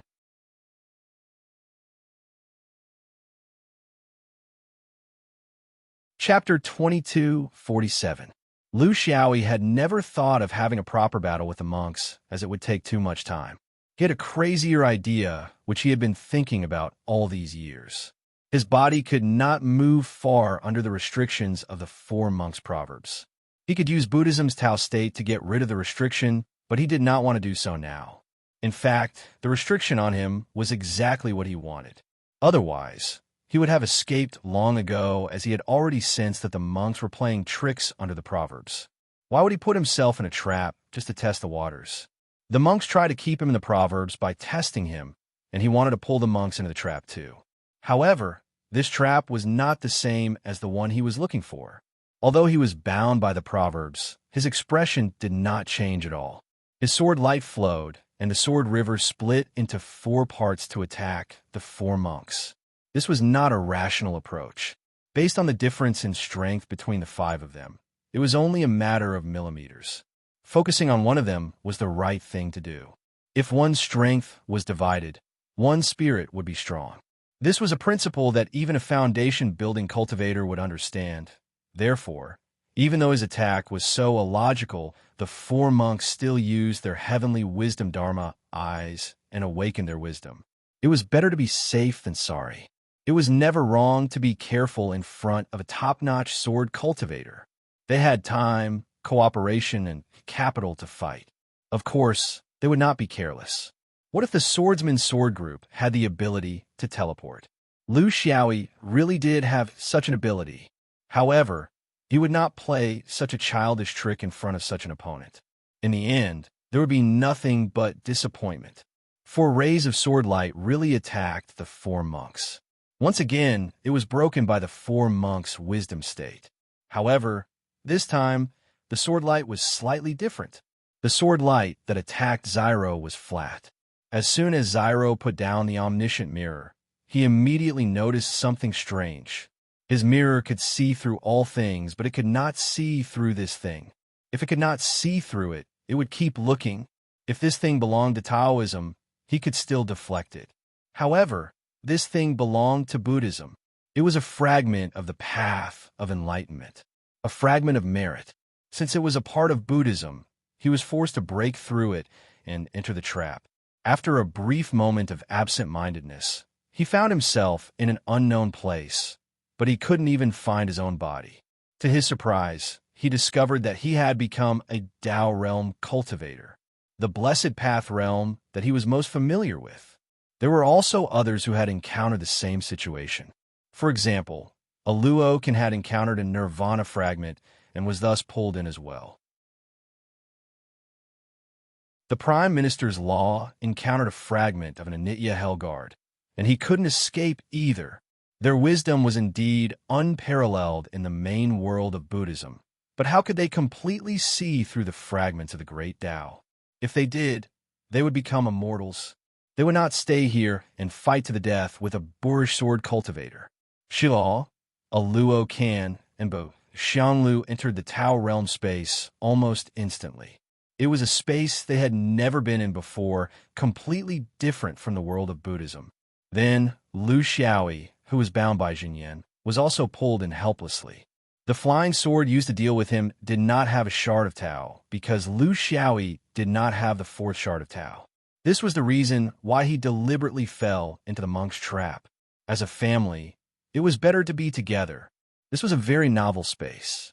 It was different from the Buddhist kingdom in the palm of Buddhism, the enchantment of Taoism, or the illusion of heavenly fox. It was an extremely rare space, the Tao realm space. What was pulled in was not the bodies of the cultivators, but their understanding of the great Tao, which was also the foundation of their Tao. The peak of half immortal was approaching the end of the era. Every cultivator would build everything they had on the great Tao that they were most familiar with. At this time, their lives were not only composed of flesh, blood, elemental energy, and spirit.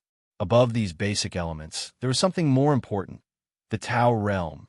Without the foundation of their Tao, they were nothing. In the middle and lower class, this situation was incomprehensible. However, when a cultivator reached the level of supreme, they began to work hard in this direction. Many Yuanying were even riding as fast as they could, but they could not catch up with the great changes in the universe. Lu Xiaoyi's meaning was that they should not fight with each other outside. Under the great Tao, they could only roll their eyes and glare at each other. They even did not need to be reborn, because if the foundation of your great Tao was broken, where was the foundation of your rebirth?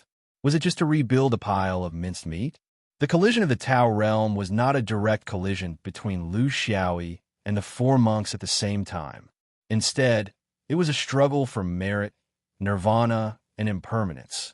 To put it simply, the monks would develop the Tao realm of the three fragments of the great Tao in their panel, which was the old direction. However, Lu Xiaoyi would develop it in the direction of the new great Tao.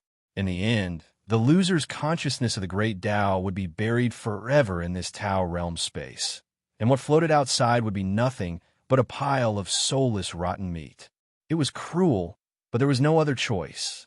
In Lu Xiaoyi's thousands of years of life, others had always pulled him into a space, into a boundary, into a Buddhist land, or into an illusion. He had always been passive, but this time he finally took the initiative. In view of his deep understanding of the great Tao, he had obtained the fragments of merit for more than 2,000 years, and he had been in permanence for almost 2,000 years. Only nirvana was a little shallow, but he could take the risk. This was also the expansion of his understanding of pulling others into his realm in the celestial fox illusion, and finally formed a Tao realm space that belonged solely to him. It was a very fair space. Whoever had the highest Tao realm, follow the trend, and follow the trend would win, regardless of whether you're the owner of this space or not. The only thing that pressured Lu Xiaoyi was that he had to adjust the direction of the three great Tao at the same time. However, the four monks could each focus on one great Tao, and there would still be one to spare. There were gains and losses. He had been researching for so long. How could he take advantage of everything? The four monks were also smart people. As soon as they entered the Tao realm space, they immediately knew that the only way to leave was to control the Tao realm and kill the swordsman. However, they were slightly relieved that the three Tao realm masters were all Buddhist Tao realm masters, and they were not unfamiliar with them. Of course, if they were Taoist Tao realm masters, they would not have been pulled in. The four of them each had their own strengths, so they naturally chose the Tao realm they were most familiar with. For example, Shilas specialized in merit, so he would control merit. They were all within the 5 virtues, so they had the same advantage.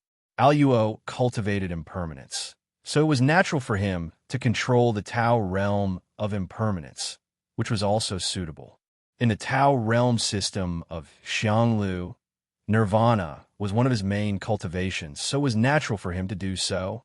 As for Du Lu, he would support whichever Tao realm master was in danger, and he was considered a mobile force.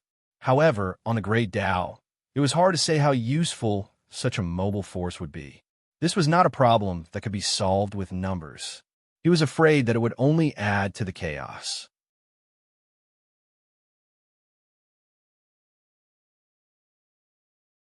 Chapter 2248. White Tiger had successfully lured these Taoists into the airspace it had set up. Afraid that a long delay might lead to trouble, it immediately began its hunt. First, it started with the flying sword. The white tiger, also known as Wei Ji in the human world, was the founder of the killing sword lineage. It was precisely because he was the founder that his killing sword lineage had not undergone any fundamental changes even after tens of thousands of years. He had only focused on this aspect. This was a deep-rooted insistence in the minds of strange beasts. In fact, since the development of the way of the sword, the differences in the sword vein were no longer as clear as before. For example, Chong Lu and Lu Xiaoyi had long combined the vertical sword, killing sword, bright sword, Dao sword, star sword, and killing sword together. This was a trend. Unfortunately, strange beasts were not sensitive to trends. However, its killing sword was still sharp. It had not split the sword light to cover the sky, but as it twisted and turned, the faint shadow of the sword was chilling. Coupled with the innate supernatural powers of strange beasts, as well as their innate immunity to forbidden techniques, this turn of events was equally shocking. Wahai's words were law. He pointed his finger, and turbid waves surged in front of White Tiger. This was the dark water heavy wave, specially used to deal with the ferocious beasts. The White Tiger leaped and leaped high into the air. Standing on top of the turbid wave, the sword's shadow flashed, and the flying sword quietly appeared behind Senbai. Without any warning sign, the flying sword instantly hacked into Senbai's back. In the air, a green cloth slowly floated down, and the real person had already appeared in another direction. No matter how strange the killing sword was, how could it easily deal with these top cultivators who had not appeared in the world? Before White Tiger had a chance to release a second sword, the turbid waves under its feet had already rolled up.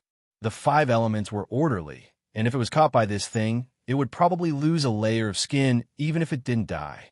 It jumped up again, and a treasure was already hanging above its head. It shone with a dazzling golden light, and its soul was captivated. This kind of powerful distraction weapon was less effective against humans, but it was a perfect target for strange beasts. White Tiger snorted coldly and suppressed the annoyance in its mind. It opened its mouth and swallowed the treasure. With another turn, its body was already far away from the turbid waves. At the same time, it spat out its mouth, and the treasure spun out, but it was unharmed. He let out a loud fart to expel the damage caused by the treasures in his body. As he rushed forward, a sword light slashed towards Old Woman Feng, who had been silently cultivating all this time. However, this sword light didn't do as it wished. There was a spatial fault that suddenly appeared on the flying sword's sword trace, causing the sword to fly without any effect. This was Senbai's handiwork. The few of them leaped up like rabbits and swooped down like falcons, fighting in one place. Forbidden techniques and treasures filled the air, and the sounds of swords clashing could be heard. Among the Taoists, Old Woman Feng was relatively idle. She didn't directly participate in the encirclement of White Tiger. White Tiger frequently attacked her, but her companions helped to take care of it. The purpose of all this was to help her set up the Black Sea view as soon as possible. She had a conch called the Magic Conch. It was specialized in creating mirages and could drive away evil spirits. The so-called evil spirits were those that did not belong to the human race, including beasts and humans. Setting up this set under the Immortal Court was actually more to create a peaceful and prosperous world, where singing and dancing would be peaceful, cultivation would be harmonious, and all living things would return to heaven. Secondly, it was to drive away evil spirits. In all these years, it hadn't been able to drive away a single one, because no evil spirits would be stupid enough to cause trouble under the Immortal Court. It was just a decoration, but there was a reason why it was just a decoration. After all, it was an authentic immortal tool.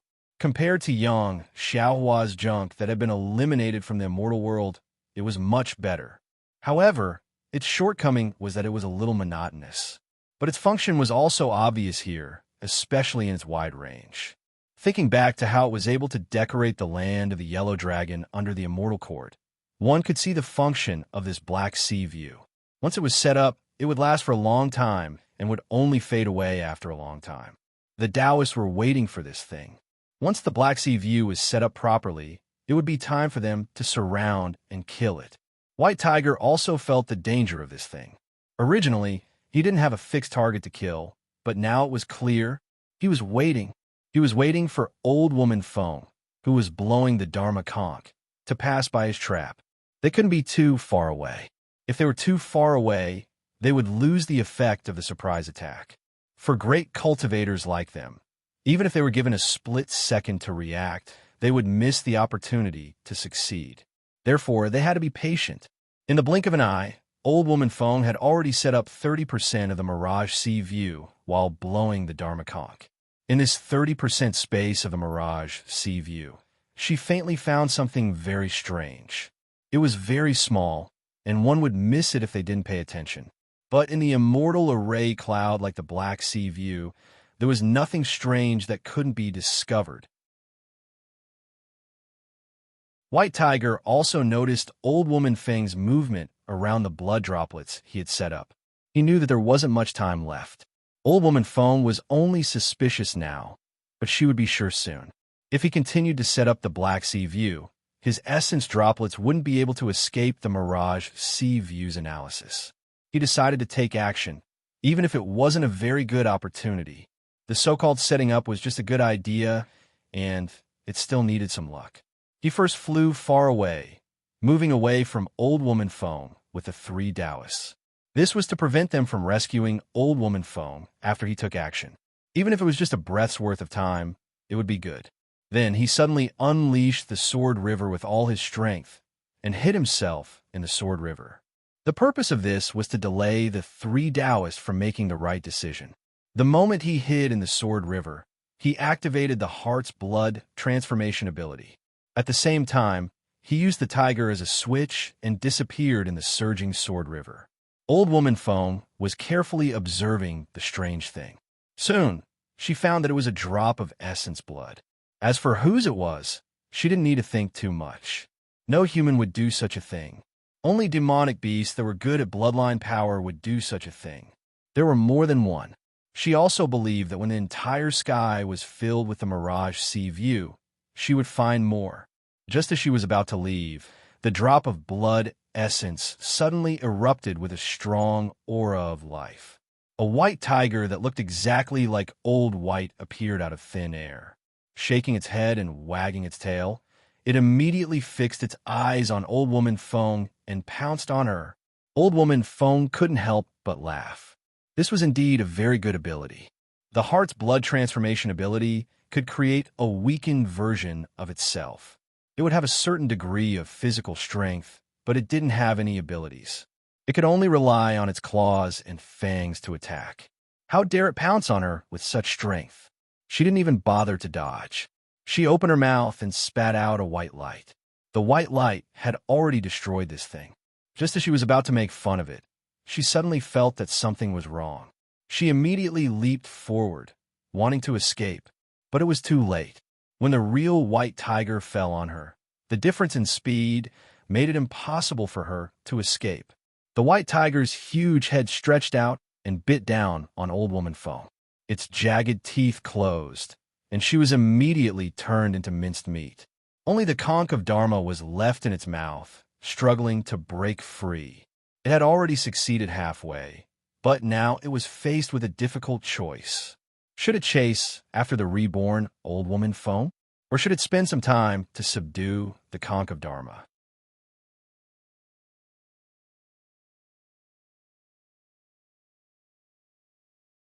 Chapter 2249. Chong Lu was still flying a kite. To be honest, he didn't like this kind of opponent because he was the only one among the 3 who needed to be careful in the battle. If he had a choice, he would rather deal with those Taoist priests or monks. At least he could have fun. Among his opponents, only 2 people were worth paying attention to. One was the Taoist priest who drew the bow, and the other was Zhu Mingzi who hadn't arrived yet. One was hiding something, and the other was plotting something in the dark. But he will not change his plan because of potential danger. Under the flying sword, all conspiracies will be exposed. His preparation was almost over. Thunderbolt Killing Sword was one of the most representative of his thousands of years of swordsmanship. The ordinary version of Thunderbolt Killing Sword had 1,000 lightning strikes, 1,000 lightning strikes, 1,000 lightning strikes, and 1,000 lightning strikes. Among them, the 1,000 lightning strikes was the ultimate attack. The sky was covered with thunderclouds, and the power was getting stronger and stronger. After so many years, this Thunder's secret skill had been changed beyond recognition by him. It had become more subtle and sudden. The key changes were in 2 points. First, there was no more thunderclouds. The advantage was that the opponent would not be scared away before the lightning strikes. In his thousands of years of experience, whenever he wanted to use this secret technique, the result was basically the same. The opponent would start to run away before the lightning strikes. There was no other way. The thunderclouds were too terrifying, and they were still endlessly accumulating. Secondly, there was no need to attack someone all the time to complete the target guidance. This was very useful in a group battle. It could be achieved by gathering momentum on other people and finally complete a destructive blow on another person. Therefore, he gathered momentum on Shuiyu to kill other people. Shuiyu's feeling was right, but at the same time, she was also calculated to be dead by Chonglu.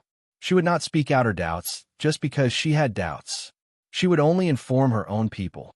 Chonglu originally wanted to wait for Zhu Mingzi to appear before making a move. This way, he could monitor the movements of a night watchman on the 8th day. But now it seemed that this guy was very calm. The opponent hiding in the dark was always dangerous. He was not willing to wait any longer, because he always believed that among the 3 people, he had the obligation to protect them. He jumped out and looked in the direction of the winged people. Shui could feel the meaning in his eyes. It was encouragement, but also a warning. The meaning was quite deep. So, she knew that the mystery was about to be revealed. Although he didn't know who it was, he knew that those 3 people were definitely not the winged ones.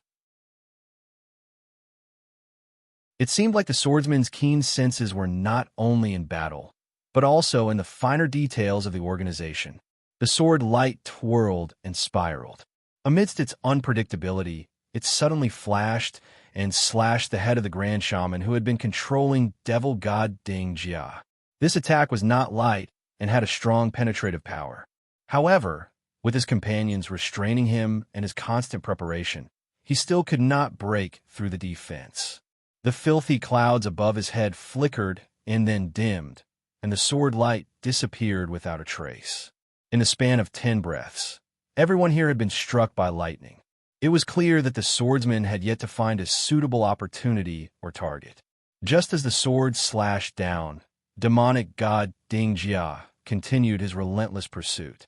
His hair danced wildly in the air as he drew his longbow, ready to fire. The 5 winged men circled around and pounced downwards in a normal rhythm. There was suddenly a trace of abnormality. A bright light suddenly flashed in the void, and it was so dazzling that it was impossible to look at it directly. The surging power of thunder suddenly appeared. It was a warning that the thunder had already struck. In this world, there was no way to avoid the purple lightning. Who was it? Just as this thought emerged in everyone's mind, a breath of rebirth had already begun to give them the answer. It was one of the 2 grand shamans, the one who controlled devil god Ding Jia. There was no other reason. This kind of immortal, undead creature was the biggest potential threat to him. So he had to get rid of it first. Just as the rebirth started, the scene was like a drop of hot oil, instantly boiling. Chonglu turned into an aurora, and he and his sword were tightly drawn together. With a beginning, there must be a result. Rebirth was just a process, and death was the end. Now, there was nothing that could stop his next fatal blow. The Taoist traveler's longbow shook, and the god's sealing arrows that had been ready for a long time were shot out. The other grand shaman's chi and blood instantly erupted, and the hair snakes that filled the sky were thicker than usual. He was very clear that the life of his companions depended on the speed of his rescue. The 5 winged men were a little far away, and pouncing would take too much time. Therefore, they attacked from afar, and their long feathers covered the sky. There was another breath that came from afar, but it was difficult to catch up with this instantaneous change. When the demon's sword Venerable killed, No one could save him. One death was enough for him to judge the past and the future. This was the confidence of a 10,000 years old swordsman. In the Tao disappearing celestial phenomenon, there was an even bigger explosion of light. That was the huge energy collision between the flying swords, the hair snake-tied, the gods sealing arrows, and the long feathers that broke through the sky. Everyone tried their best, but they were still unable to stop a figure from rising into the sky. Although he was a little embarrassed, Chong Lu was still able to move freely. He moved away and then returned, not caring about his opponents who were already a little red-eyed. This was the rhythm he hoped for the most. Excitement, change, and madness. Only in this madness, the craziest swordsman could find more opportunities. There were still 8 of them, but they were missing the Grand Shaman who used Demon God Dingjia, and had an additional Night Watcher. The remaining Grand Shaman was the first to discover their real problem. Forgive me for being blunt, but if the winged men friends can't do their best, then our so-called hunt this time is meaningless. I originally thought that the people who came to help were friends, but I didn't expect that they could be ingrates. He was sad about the death of his companions, so his words were extremely rude. The winged men might be afraid of Taoists and Buddhists, but they would never lower their heads in front of other forces. Evidence? Before you speak, please take out evidence. If you can't take it out and refuse to apologize, then the ingrates may become red-eyed wolves.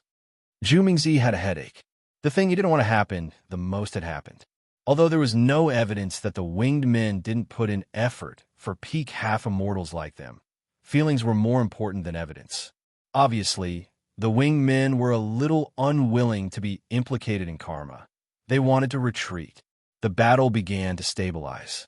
Chong Lu was looking for an opportunity, while they were resolving their internal conflicts. The flying sword's attack was now completely exposed. They went straight for Zhu Mingzi, the Grand Shaman, and the Taoist Traveler, but they didn't touch the 5 winged men at all. This was a kind of disintegration. There was no need to say much, just do it. He was facing a group of opponents with the most numbers, but also the most complicated group.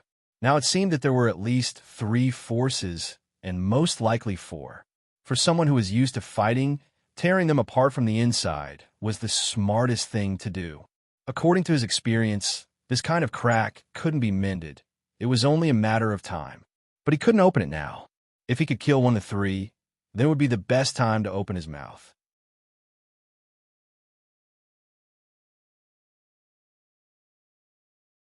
Chapter 2250. Zhu Mingzi tried to calm himself down. There was a danger of things spiraling out of control. Now is not the time to put on airs. Fellow Taoists, let's not talk about the past and only talk about the future. These people are the great enemies of mankind. The change of eras, these are the seeds of disaster. Since we are in this era, we should work together to save the order of the universe from danger.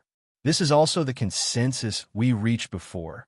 In this way, the 5 of you will be the main attacker in the next phase. The 3 of us will support from the side. Don't worry about one thing. If you don't do your best, you will be punished by the heavenly tribulation. His words were righteous, but the winged men did not bite at all. Perhaps they would still submit in the end, but that would be because of benefits and promises, and not because they were fools with wings. Snowplume raised his eyebrows. They may be the great enemies of mankind, but the problem is that we are not humans. Humans have never acknowledged us. Disaster? What impact will this have on the winged men? There were no disasters in the past few million years, but the result is that we have been imprisoned here. Then let me ask you, if you put yourself in our position, would you like to cause trouble? Or would you prefer everything to be as usual? We have reached a consensus before, but the consensus is that we will help you. Not us, the Wing Clan, as the master. You have to be clear about your priorities. You are the ones who want to kill, not us. Helping you from the side is already the greatest kindness we winged men can show. Generally, we should not participate in the dogfight among humans. History tells us that no matter which race, as long as you participate, nothing good will come out of it. You will either be betrayed, forgotten, or abandoned. The ancient beasts once participated, but they were divided into holy beasts and ferocious beasts. They were on opposite sides of the world and hated each other. You humans did not even have to do anything. An ancient and powerful race crippled themselves, giving you humans the most precious time to develop. The celestial fox also participated. In the end, it stayed in the exterior realm for a few million years. Without a future, it will be difficult to rise again. Now you are encouraging us to create hatred in the front? I just want to know, have you found a place for us winged men to be imprisoned? The armored man laughed at the side. Junior sister, you are right. I'm not good with words, but I can't say it out loud. Junior sister, what you said is the opinion of the five of us, and also the opinion of all winged men. There is no need to ask others. Zhu Mingzi did not expect the winged men to be so decisive. Indeed, no race was to be fooled. In the past, they would not have dared to say these words. But on the eve of the change of the era, these words would definitely be spoken. Otherwise, this race was hopeless. When the winged man removed the veil of shame, he realized that he had no way of persuading him. That was because he did not have the right to decide the future of a race. This was not something that the cultivators of the lower realm could decide. The right to decide was in the hands of the higher-ups, but the higher-ups were already busy with their own affairs. Now that they could not even protect themselves, who would be willing to take responsibility for a race in the lower realm? Was it of the world of the world? They might not to be. After the men to be, it was still unknown who would be in power. Actually, the way the winged men had been behaving along the way was considered normal. They had stood on their side and helped them to the best of their ability. They did not go easy on them and were sincere when they rescued them. However, if they wanted them to take the lead and fight to the death with the sword cultivators, if he had known, he would have split up the winged men. Zhu Mingzi regretted it. The team with the most people was the first to meet with an accident. This made him depressed. He had been away from the world for too long and immersed in the nobility of the night watchman. He did not know much about the underworld. This was not a problem that could be solved by personal strength. Originally, they had maintained such a situation, with the three of them as the main force and the five winged men assisting them. It was not that they could not fight, and they still had a high chance of winning. However, because the Grand Sorcerer was sad about the death of his companions, he did not choose his words carefully. After poking a hole in the window paper, even the previous fragile situation was difficult to maintain. Now that the winged men had a grudge, they would slack off even more. This was the real problem now. Just as he was racking his brains, thinking about how to give the winged race some benefits first so that there would not be internal strife, the Tao traveler who had been silent all this time suddenly spoke. Winged men, you must cooperate fully. Don't slack off, or don't blame me for being impolite. You still have the winged men as a barrier and have time to slowly adapt to the outside world. Without this barrier, I want to see what you will do now.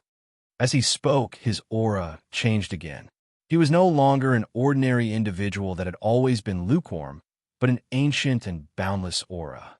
Just like the winged men, there were also invisible wings flapping on his back, but they were larger, more powerful, and filled with an oppressive aura. This was not an ordinary traveler, but the incarnation of the great rock. This time, it was the winged men's turn to be stunned. They did not expect that the great rock would participate in this, and even take the form of an ordinary human. No one could see through it. In the face of this theoretical bloodline ancestor, they really couldn't muster up the will to resist. The threat was real. The winged men was originally a space created by the immortal rock. Since it could give it to them, it could take it back now. But the winged men were far from ready to return to the human world. This was a very awkward question. For nearly 1,000,000 years, the winged men had never stopped trying to rush out of the winged men and enter the origin world. Now that the opportunity had come, shouldn't they be happy? But that was then, and this was now. When they wanted to rush out, they had the idea of fighting to the death with the humans and fighting for their rights through war. In the process, they would suffer heavy losses. Most of the winged men would not be able to see the day their race gained a firm foothold in the origin world. This was a process that a race had to go through, so they could accept it. But it was different now.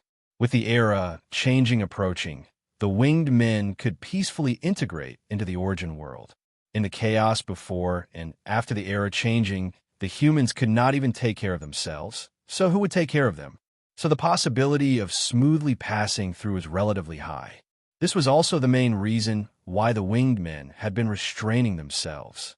But they were not ready yet. They still had to contact and curry favor with the various human forces so that they would not be enemies the moment they went out.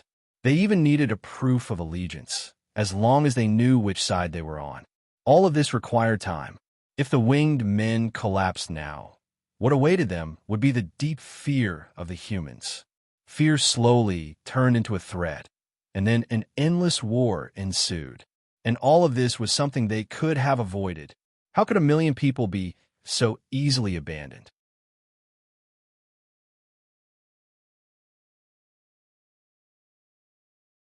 Chapter 2251. The winged people's divine senses clashed, and it was still Shuiyu who took the lead. Although she wasn't the strongest among the hidden wings, she was recognized as the smartest, the one with the best overall vision, and the one with the best relationships. Therefore, when it came to the important matters, it wasn't her who took the lead, but her. It was a bit bitter. This was the result of not being strong enough. In the end, they couldn't escape being controlled by others. Since it's the Peng Lord's words, we're willing to follow. But there's one thing, and that's cooperation. This is what we agreed on from the start. This was the winged people's bottom line. They definitely couldn't become the main force. That was courting death. Finally, they reached an agreement. Great Peng Mingzi was the main attacker, and the 5 winged people worked together. The situation was actually back to before Great Peng spoke. In fact, if he thought about it carefully, he didn't achieve anything by revealing his Great Peng identity. That swordsman was very sharp, but he didn't know if he noticed when he slightly released his aura. Under Zhu Mingzi's command, the offensive gradually improved. Chonglu immediately noticed this change. He was a bit puzzled. How could a gap be closed so quickly? Just now, he had also launched a few attacks, wanting to use this opportunity to take down another one. However, Zhu Mingzi's arrival changed the direction of the battle. This was a true top expert, not someone with an undeserved reputation. Even if his lifespan wasn't as long as his, it wasn't much worse. He had always been wandering around the threshold of immortality. Compared to the people in the inner and outer scenic skies who had high hopes, but little hope in reality, he couldn't be compared. It was also at this moment that he happened to brush past a winged man while he was fleeing, and a clear and cold divine sense was transmitted to him. Bloodline pressure. I have to use all my strength. I hope you will respect yourself. Chonglu's heart skipped a beat as he realized something. There were indeed 4 groups of people. In the Tao realm space, the battle between the Tao realms was in full swing. Among the 3 Tao realms, Lu Xiaoyi focused on defense in the Nirvana realm. He deliberately tolerated it, allowing the law of minister to press forward step by step. In fact, it was to free up his energy and gain the upper hand in the other 2 Tao realms. The law of minister understood his intentions, but there was no good way to deal with such a battle between Tao realms. The most powerful support could only be used in the Nirvana realm. In terms of merit and Anitya Hellguards, he was unstoppable. When it came to the Tao realm, it was a competition of comprehension and inspiration. In terms of details, it was a competition of foundation and thickness. It was something that had been polished over a long period of time. He had roughly 2,000 years' worth of foundation in merit and in Nitya Hellguards. That amount of time was naturally nothing compared to these old cultivators. That said, his strength lay in the fact that his understanding of merit and Anitya Hellguards was consistent with the development of the universe, and that the Great Tao was an irreversible trend. For the past 2,000 years, his favorite thing to do when he was cultivating was to show off his broken pieces. It wasn't to show off in front of others. Instead, it was to let the Great Tao fragment feel the changes in this universe in all aspects with him, thus achieving a subtle influence on the fragment itself. This was a method that he had created to comprehend and perfect the Great Tao.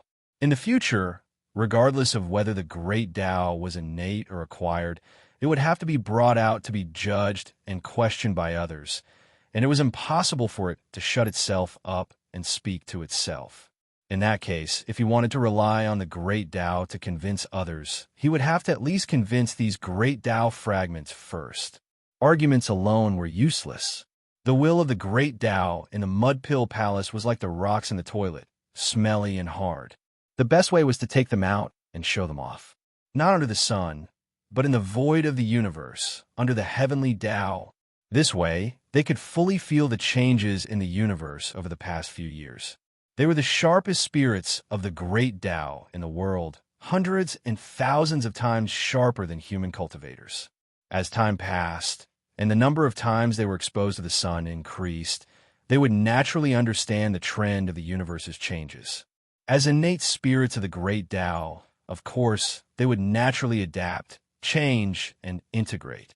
They were also the most pious and selfless students in the cultivation world. They wouldn't persist because of so-called traditional circles. They would be whatever the world and the universe became. Strictly speaking, although they were still Great Tao fragments now, they were completely different from when they had just collapsed, in contact with the universe. And in the argument with Lu Xiaoyi, they gradually became more suitable for the trend of the universe.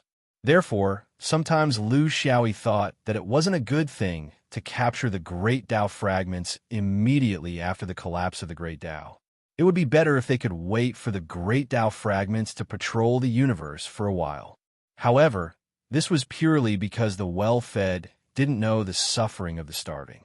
If they really encountered a Great Tao fragment, who would wait for a few hundred years? Merit and impermanence were two completely different shards that had evolved and adapted. Under Lu Xiaoyi's guidance, they had completely deviated from the former mainstream, which was the old order, and the old system that the conservative people had adhered to. One could imagine what Sheila and Aluo had encountered during the meeting. They were destined to not be able to change the will of the Great Tao fragments. The more they insisted, the more they were hated by the Great Tao fragments. They were regarded as incorrigible heretics. Heretics should be eliminated. This was the simplest will of the Great Tao spirits. It had never changed. Back then, when they came to Lu Xiaoyi's Naiwan Sparrow Palace, they wanted to eliminate Lu Xiaoyi. Now that they were sent over, they wanted to eliminate other dissidents. Of course, Lu Xiaoyi was more or less fanning the flames. The Tao realms had long been intertwined. The monks, Lu Xiaoyis, and the Great Tao fragments were entangled with each other and couldn't be separated. When the Great Tao fragments and Lu Xiaoyi were in cahoots, the monks' outcome was destined. They really had no chance. This was because they were conservative and stubborn. They couldn't tolerate the trend of the universe's changes. They were like mantises trying to stop a chariot, trying to stop the wheel of cultivation history. Was it wrong to be crushed under the wheel of history? Not at all. If you insist on sticking to the old, then just be a relic. Why do you have to jump out? Do you think you can make the wheel of history tumble? If you don't die, who will? Sheila and Aluo Kan's experiences were truly tragic. They had countless treasures, mystical secret techniques, cultivation bases, and tens of thousands of years of experience. But in the end, they were all useless. Their Tao realms were stripped away, and they lost their foundation. Even Yuanying wouldn't have died so miserably here, because Yuanying couldn't use the Great Tao as the foundation. They had to focus on their physical cultivation. They did it because they wanted to establish their Tao and become immortals, making the final preparations before ascending to immortality. Therefore, once the Tao disappeared, the body died.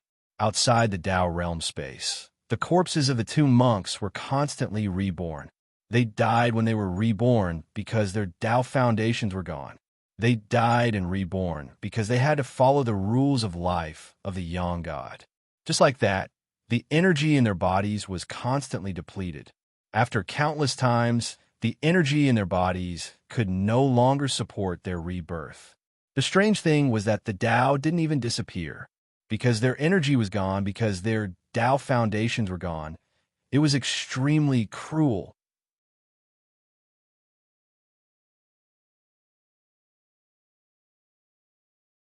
Chapter 2252. From the beginning to the end, Paiji monk Dulu did not join forces with Sheila or Aluo. This monk was a real thief. Could it be that he had seen through the two of them? Or did he not understand the impermanence of merit? In any case, he helped Sheila from the beginning. He followed the rules and did not overstep his boundaries. Before the path of merit completely entangled him, he retreated. Then, he started to help Aluo. Similarly, he lowered his position. Before he felt that the situation was over, he retreated again. In the end, he stuck closely to the path of nirvana. Together with the law of minister, he gave Lu Xiaoyi heavy pressure. Moreover, he did not steal the limelight on the path of nirvana. With the law of minister as the leader, he only gave some small opinions and retorts. This made him seem very childish on the path of great Tao. He was a typical shovel-wielding person. Lu Xiaoyi was very passive on the path of nirvana. Fortunately, he persevered. Now he could focus all his attention on nirvana. The situation had improved. He had to establish a foothold first, then slowly counterattack. After all, he had not been on the path of nirvana for long. It had been less than 200 years since he obtained the fragment from the path of no return. The time he had to dry the fragment was limited, and the time they had to communicate with each other was not enough. However, he was still very confident.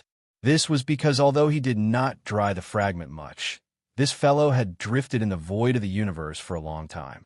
It had been 700 or 800 years since then.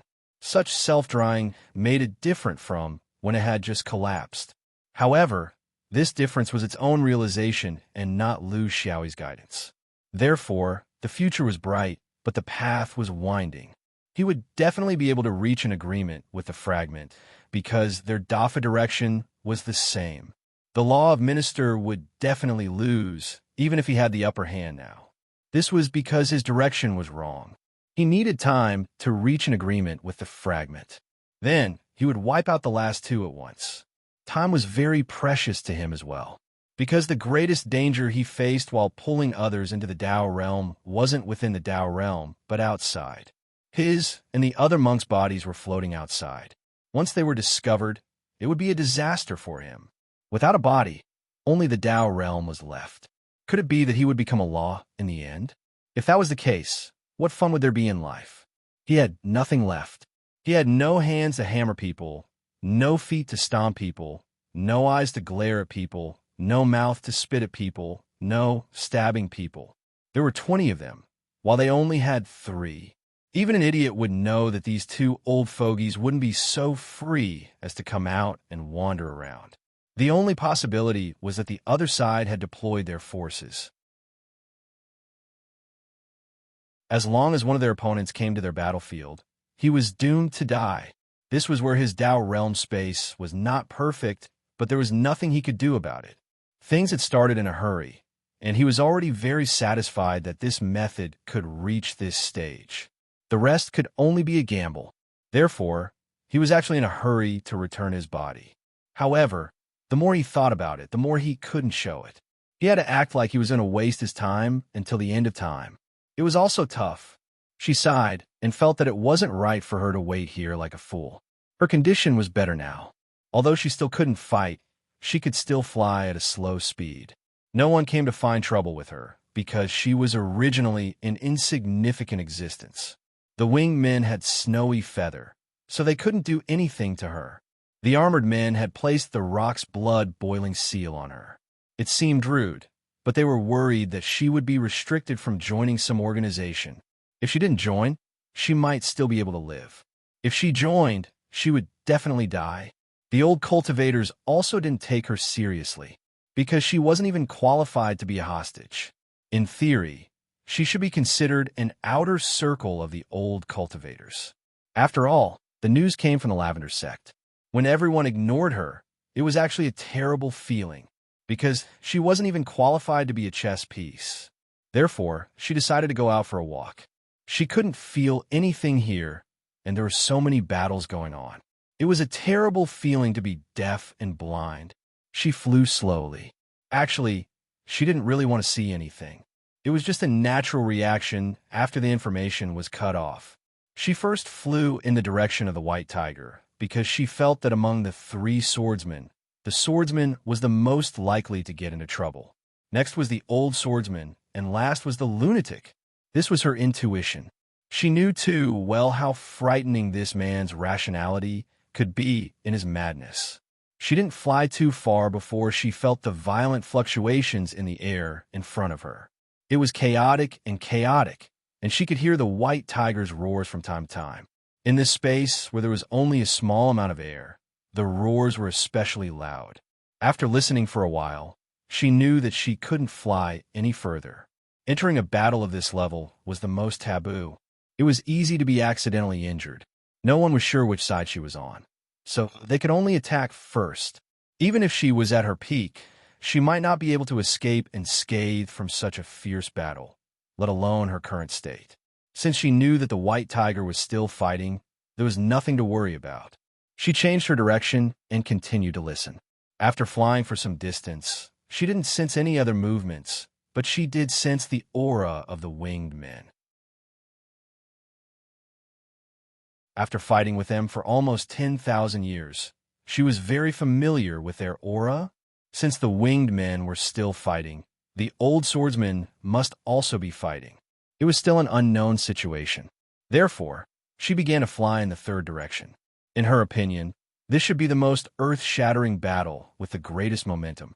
Because Lu Xiaoyi could strike with millions of swords, his sword momentum was extremely swift and fierce. The Buddhist divine skill was also good at long range. Once the Buddhist realm was displayed, it could be felt from far away. Therefore, she felt that this battlefield should be easy to find. Then, like before, she would feel from the periphery and not cause trouble for that guy. But the strange thing was, the battlefield that could have caused the most commotion was completely silent. She flew in the direction where the swordsman left, but she couldn't sense any movement. That could only mean one thing. He had run far away. Or did he change his direction? Since there was nothing to do, she continued to fly downwards. The surroundings were abnormally cold. Not to mention the traces of battle. There were no traces of cultivators flying. Flying down like this, she also felt that something was wrong. Logically speaking, the space of rock journey 10,000 miles wasn't too big. If it didn't fight here and went somewhere else, they would definitely meet in the other two battlefields. Would the old cultivators allow the three of them to meet? She felt that she was about to reach the end of the space. A bad premonition arose in her heart, but she didn't know why. Just as she was about to stop this frightening search, she suddenly discovered something strange in front of her. Her divine sense was far from normal, so she discovered it a little late. When she sensed it with her divine sense, she also saw it with her eyes. There were 5 corpses. There were also 2 exploding corpses.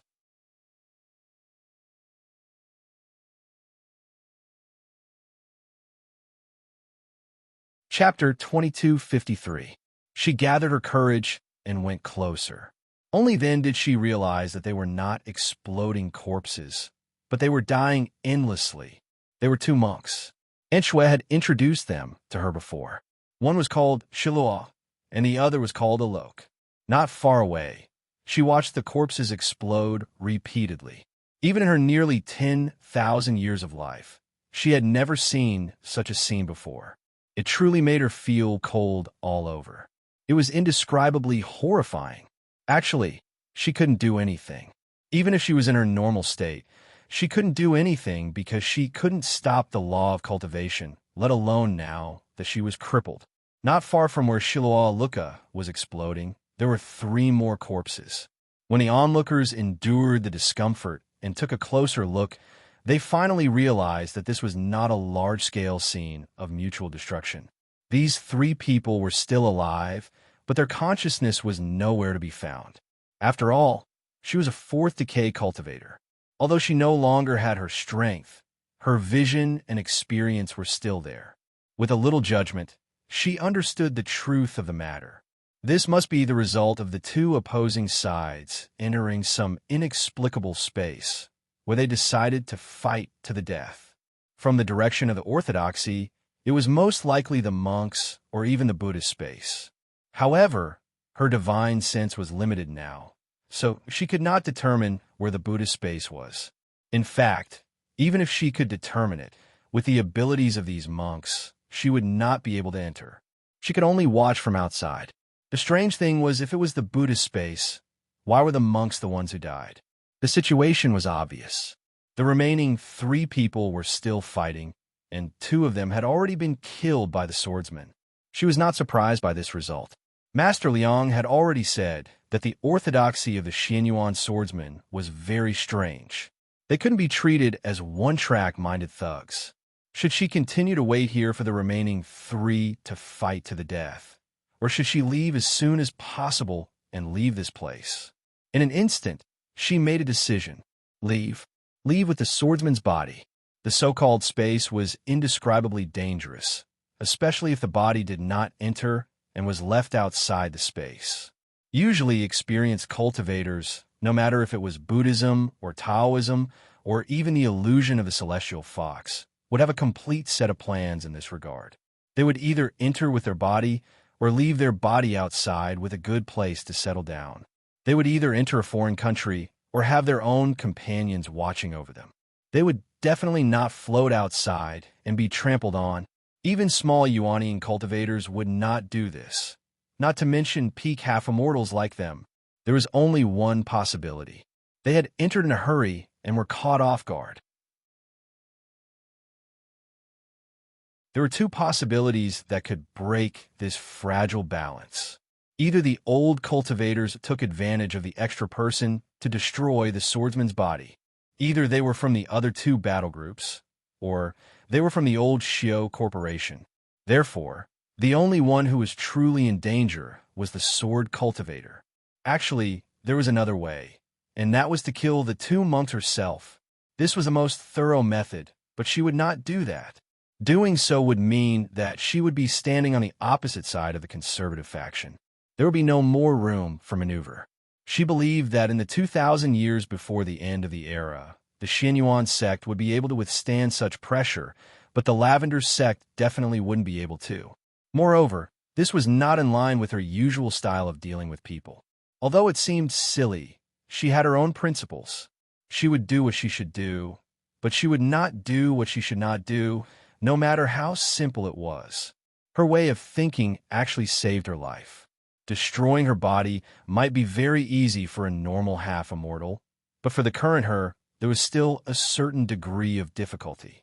With her current terrible situation, she might even be thrown into the Tao realm space. She was not sure about this. What she needed to do now was to take the swordsman and leave. It sounded simple, but it was actually not easy. A cultivator's body was outside, and their consciousness had gone to another place. If they rashly moved, their consciousness might not be able to find their body and home. This was no different from destroying their body.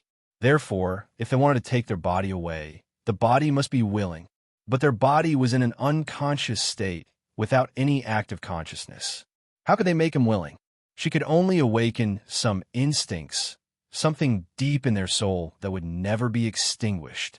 She did not know what it was, but she could try. Enforce her. Do you know that your current situation is very dangerous? There are many enemies eyeing you covetously. For your safety, please come with me. Serene gently persuaded him.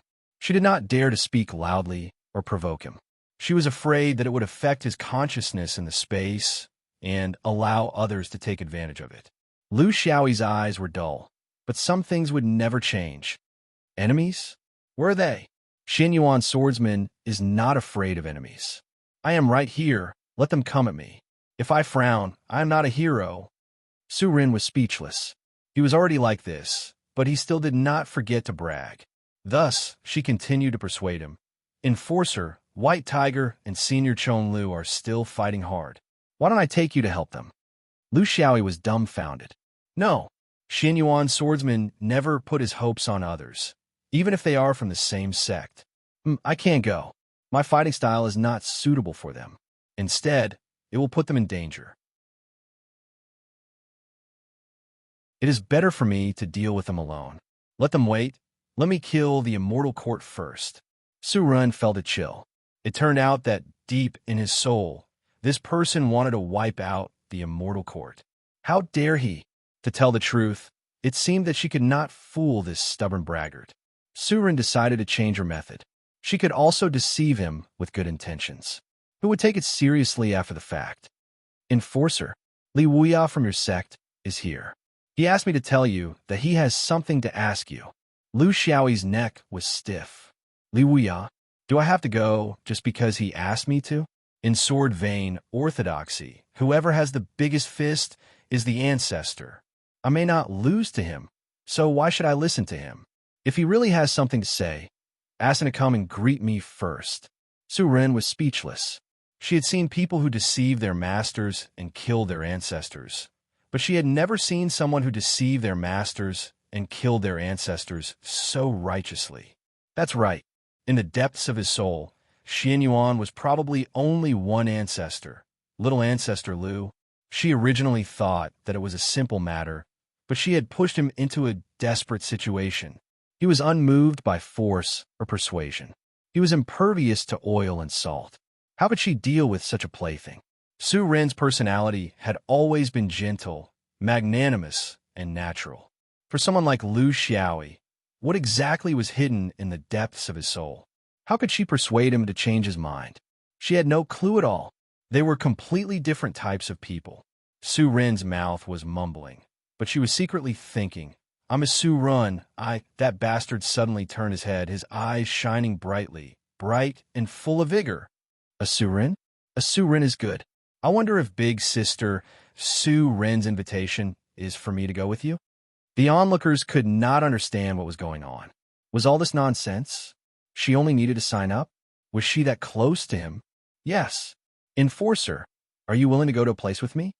Lu Xiaoyi opened his mouth wide, saliva flowing down uncontrollably. Let's go, let's go. Big sister Su Ren's invitation. Even if I have to go through a mountain of swords and a sea of flames, I, Lu Xiaoyi, will definitely follow you to death. I will do my best until my death.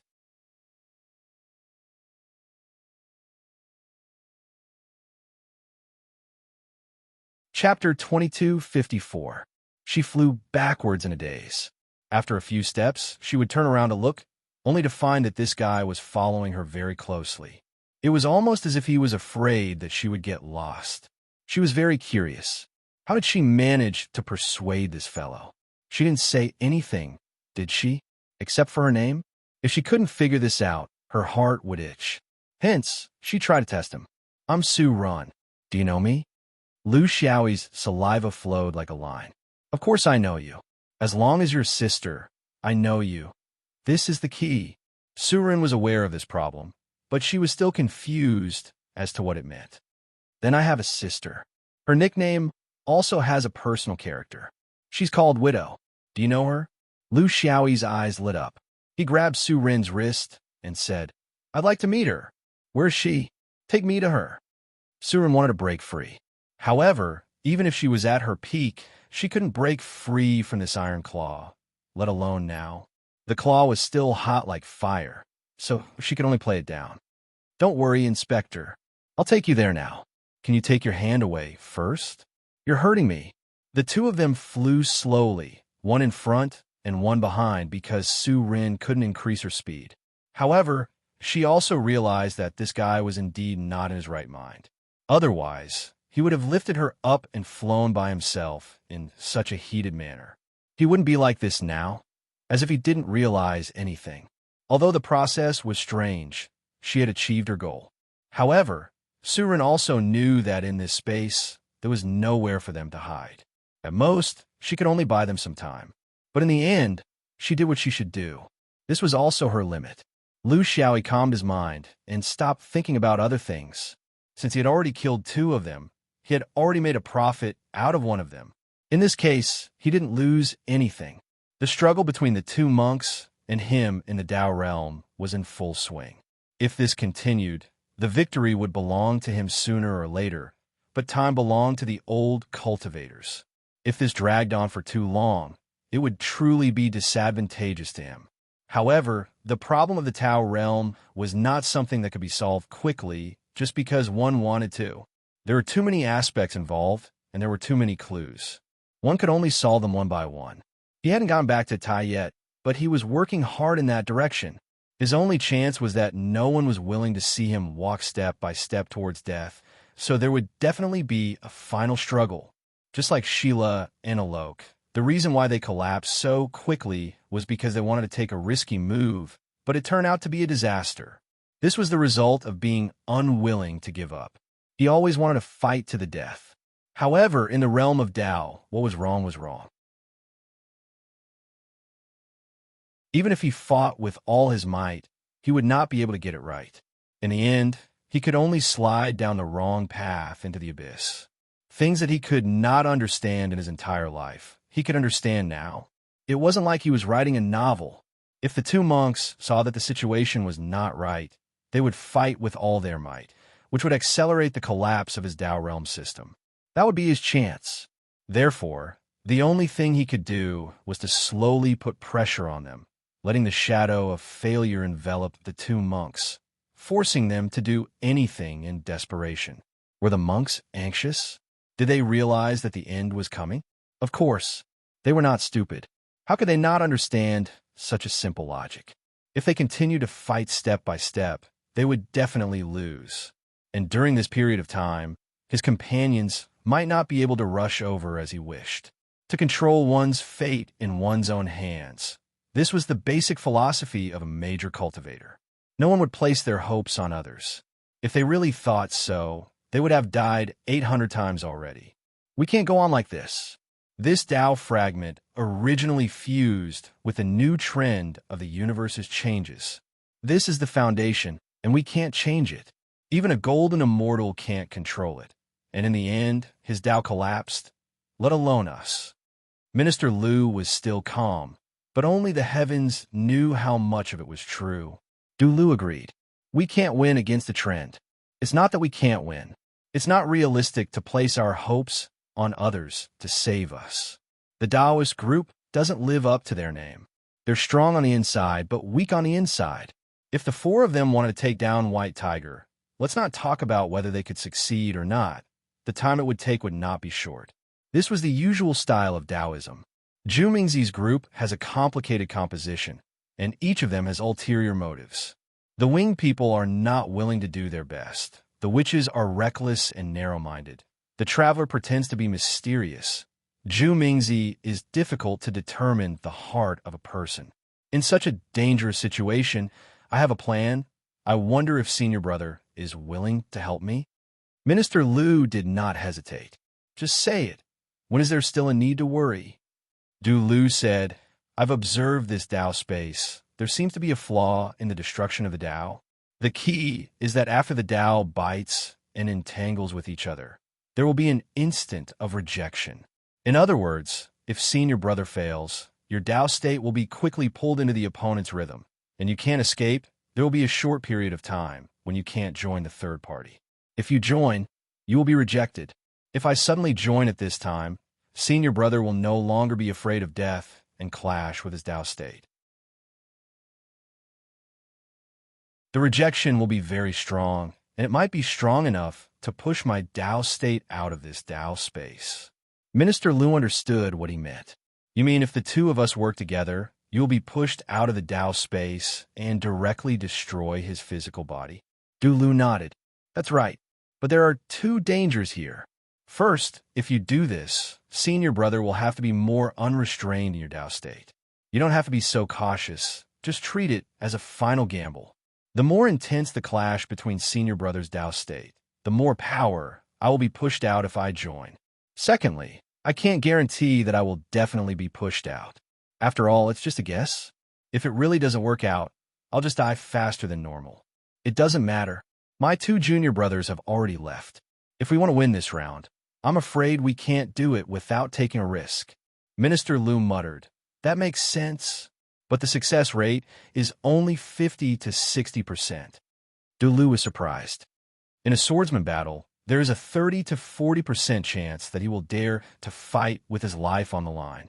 50 to 60% is a good opportunity.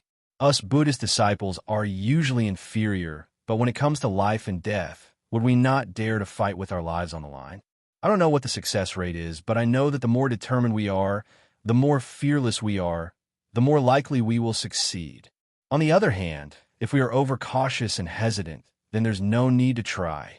Minister Lu was unmoved. Why didn't you try when you were with your 2 junior brothers? Du Lu snorted. Why didn't I try? But my 2 junior brothers were hesitant. They wanted to play it safe and didn't dare to take the risk. In the end, they lost their lives. If they didn't cooperate, how could I try?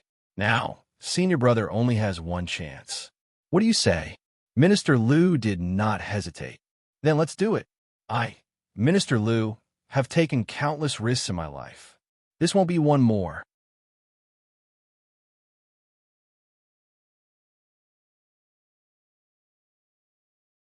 Chapter 2255. In the end, White Tiger still chose to subdue the magic conch in its mouth. It wasn't that it was timid, but that it couldn't see Old Woman Fang's resurrection point. It was completely hidden by the Black Sea View, which was another function of the Black Sea View. It had successfully killed Old Woman Fang once and seized the magic conch. It had partially achieved its goal, but it couldn't chase after her. If it couldn't see her resurrection point, where could it chase after her? Subduing the magic conch was of great significance to it, because the complete Black Sea View knew its arrangements like the back of its hand. Subduing it would make it lose its ability to freely attack, destroy it, devour it, at least make it lose its ability to operate. The battle was normal in the early stages. If it were Chong Lu and Lu Xiaoyi, they would probably do the same.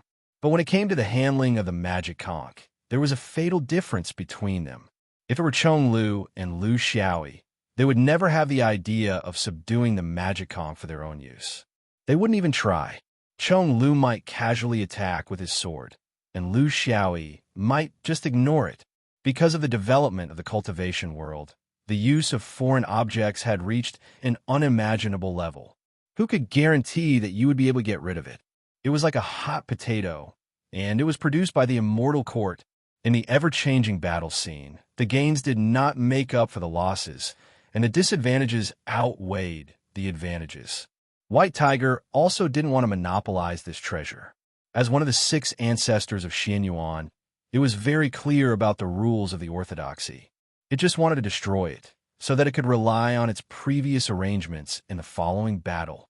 Old Woman Fang was the owner of the Black Sea View, so when she was resurrected, she had the cover of the Mirage Sea View. But other people couldn't, right? With its blood essence double flash, it wasn't completely impossible to make another Taoist escape. At least, it could rely on this arrangement to give it an opportunity to come and go in an instant, something that swordsmen dreamed of. It could unscrupulously release killing moves, and then use this arrangement to escape at a critical moment. It was a good idea, but it had underestimated the cunning of humans. Demon Lord and Lu Xiaoyi were able to kill people easily because they were not only cunning, but also vicious. Now it was White Tiger's turn. Although he was also experienced in this aspect, as time went by, the younger generation will push the younger generation to the younger generation. The younger generation will push the younger generation to the younger generation. As a mutated beast, the White Tiger naturally possessed the most common devouring divine ability among mutated beasts. It was also a habitual action when dealing with foreign objects, devouring first as a form of respect. The moment he swallowed it, he thought that would be incomparably hard and difficult to digest. However, it instantly turned into a bag of water and flowed down his throat without any hindrance. Actually, it wasn't water either. It was just a clump of mirage clouds like mist and liquid. White Tiger wanted to spit it out, but it was already too late. Its body had become the most dazzling star in the Black Sea View. The opponent did not even need to lock onto it with their divine sense to know where to aim their attacks. What was worse was that it found that it could no longer escape the range of the Black Sea View, and all of this was because of its slightly greedy swallowing. It couldn't be completely blamed for its carelessness. The judgment of objects was actually a kind of instinct of mutated beasts. Its instinctive judgment was that this object was harmless to it. Indeed, the conch of Dharma did not cause any direct harm to it. It only made White Tiger extremely dazzling here and became an obvious target. It no longer had the convenience of instantaneous movement. Its every move was under the eyes of the opponent. It was as if it had a large lantern, lighting itself up and guiding others. Old Woman Foam was reborn as before. She used her death to pave the way to victory for the entire battle. Everything was planned, starting from the moment the Kunlun visitor asked her to pave the Black Sea view. In fact, it was all to wait for White Tiger to swallow. Fortunately, I didn't disappoint you. Next, it's up to you fellow Taoists. My mirage clouds are inside its body. Other than indicating the target and limiting the range, it doesn't have any other function. The Kunlun visitor laughed. That's enough. The most difficult thing about mutated beasts and Sorvain orthodoxy is that it can appear and disappear unpredictably. Without this, White Tiger is just a slightly stronger beast. Everyone here has the ability to face it head-on. Circle it tightly. Don't fall into its trap. The four Taoists, the Kunlun visitor, Tsinbai, Taoist Wahai, and Old Woman Foam, stepped forward together.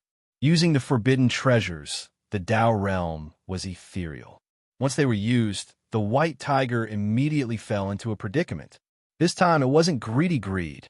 The key was not the attitude towards the treasures. The key was the mentality. White Tiger was always thinking about how to break through here and give the two juniors as much help as it could.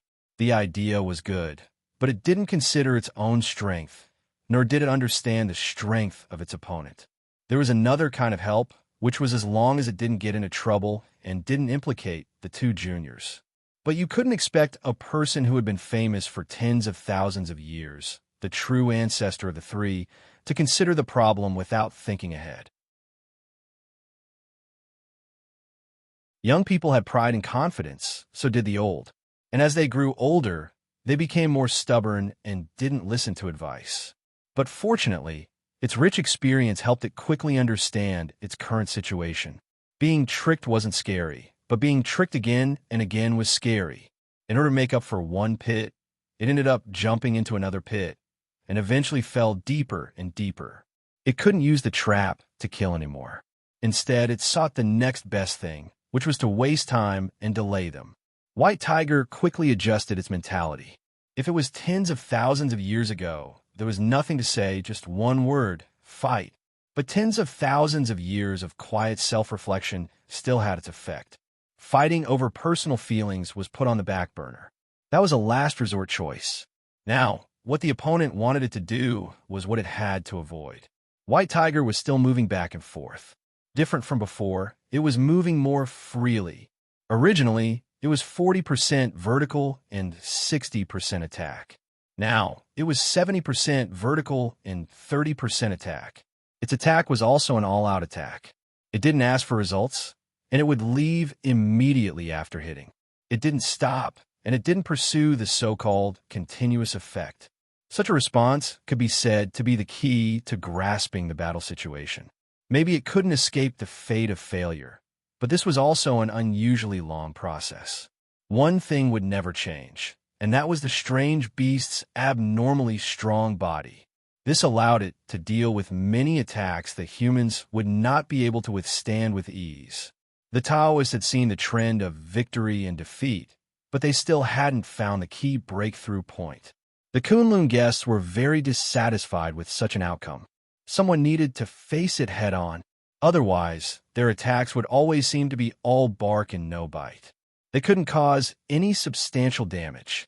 Previously, the deaths of Yang Xiaotian and Drunken Yang were a huge rock in the hearts of the Taoist cultivators. To remove this rock, the only way was to destroy White Tiger, and it would be best if it was before the other two battles. Of course, if he knew the situation of the four monks, he definitely wouldn't have made such a choice. Later, I will transform into a dragon and confront White Tiger. Fellow Taoists, please cooperate. He was a night guardian, so he should take responsibility.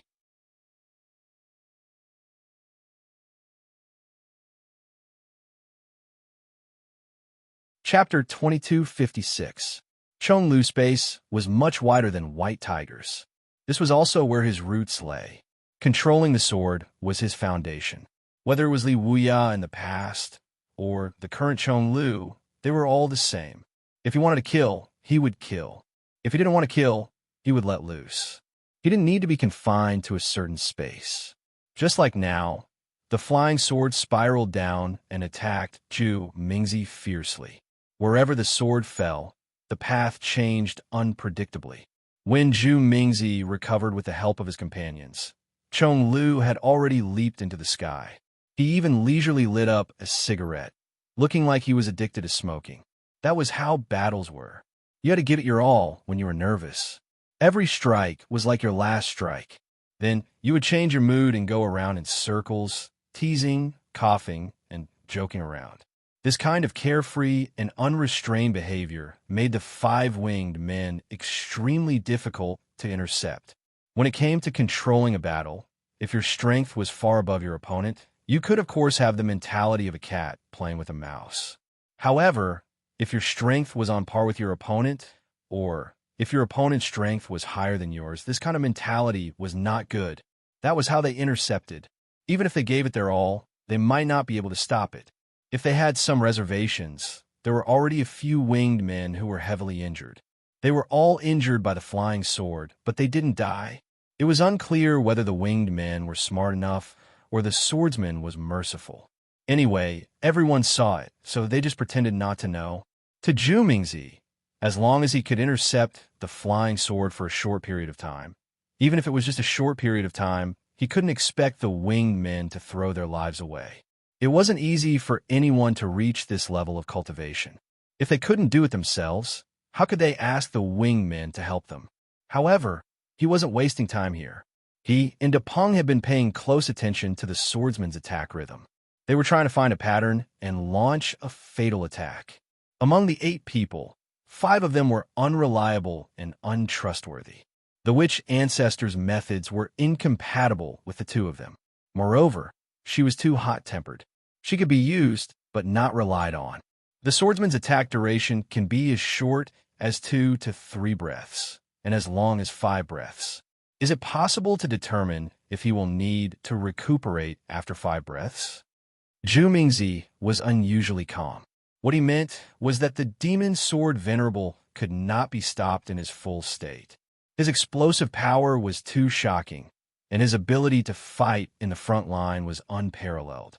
If they continued to fight in such a state, the gains would not make up for the losses. The Great Rock agreed. After 5 breaths of time, he will leave. But with how shrewd he is, he should be prepared for 2 or 3 breaths of time. He likes to launch sudden attacks, so let's fulfill his wish and accompany him in his outburst.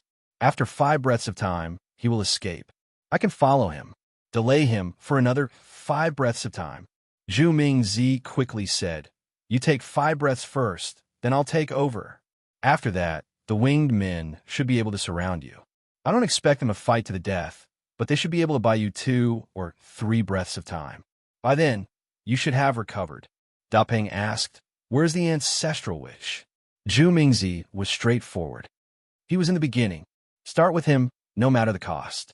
Exhaust the swordsman's explosive power when he gets close to attack. No matter what method you use, leave the rest to us. If he still has energy left, let him support us from the side when the winged men surround us. Dapeng nodded. That's what we'll do. When the 2 of us attack, it's better for others not to interfere. In a battle between experts, if one could not suppress the other party with strength, it would be unrealistic to expect 1 or 2 secret techniques to solve the problem. After all, this was the specific application of the collision of Tao realms. It was difficult to be fatal. On the other hand, some simple things, such as the overdraft of elemental energy, were the foundation of everything. For example, the transformation of Tao realms, or the formation of the auspicious cloud. All of these required the support of surging elemental energy. Half of Chong Lu's auspicious cloud was the 5 elements auspicious cloud. This was also what Li Wuya was best at. It also contained the 5 elements sword robe. This was the main reason why he could remain unscathed under the combined attacks of everyone. To break this half of the auspicious cloud, a strategy was needed. The depth of the auspicious cloud was closely related to the cultivator's condition.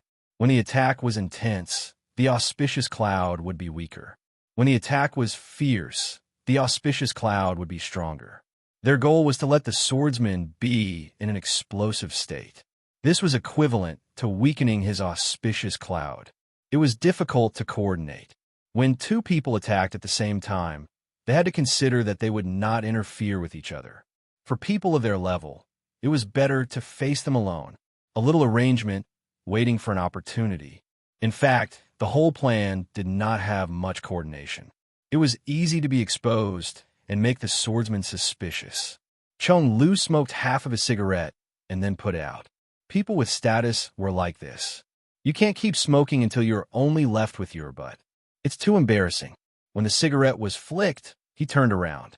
He was also thinking of a way to kill either Zhu Mingzi or the traveler. It was very difficult.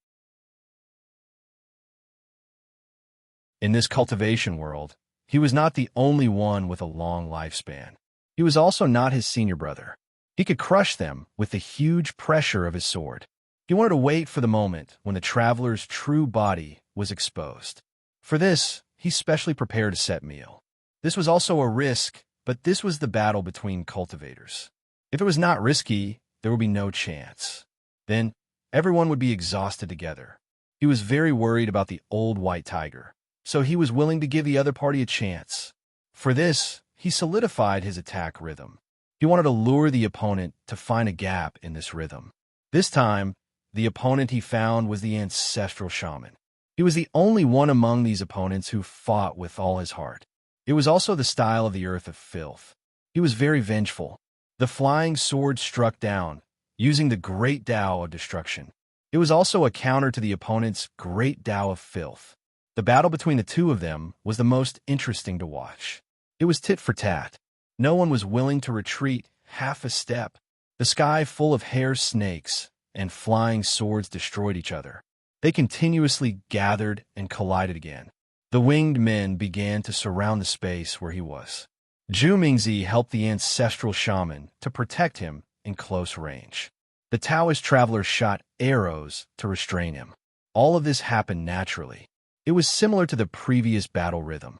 The difference was that previously, the ancestral shaman put a lot of effort into his half of filth cloud. Therefore, even if the hair snakes could not withstand it, there was still filth cloud to support them. However, this time, the ancestral shaman did not condense his own filth cloud. Instead, he used all his strength on the hair snakes. The originally gray hair snakes turned blood red. They were extremely thick and strong. It felt like a life and death struggle. This kind of attack was still not the opponent of the flying swords. After the collision, a large group of flying swords whistled down.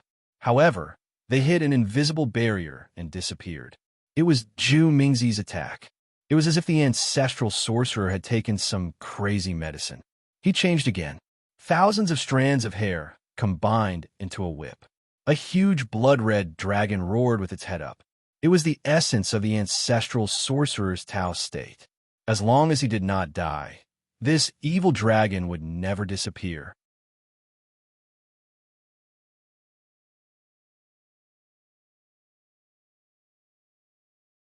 Chapter 2257.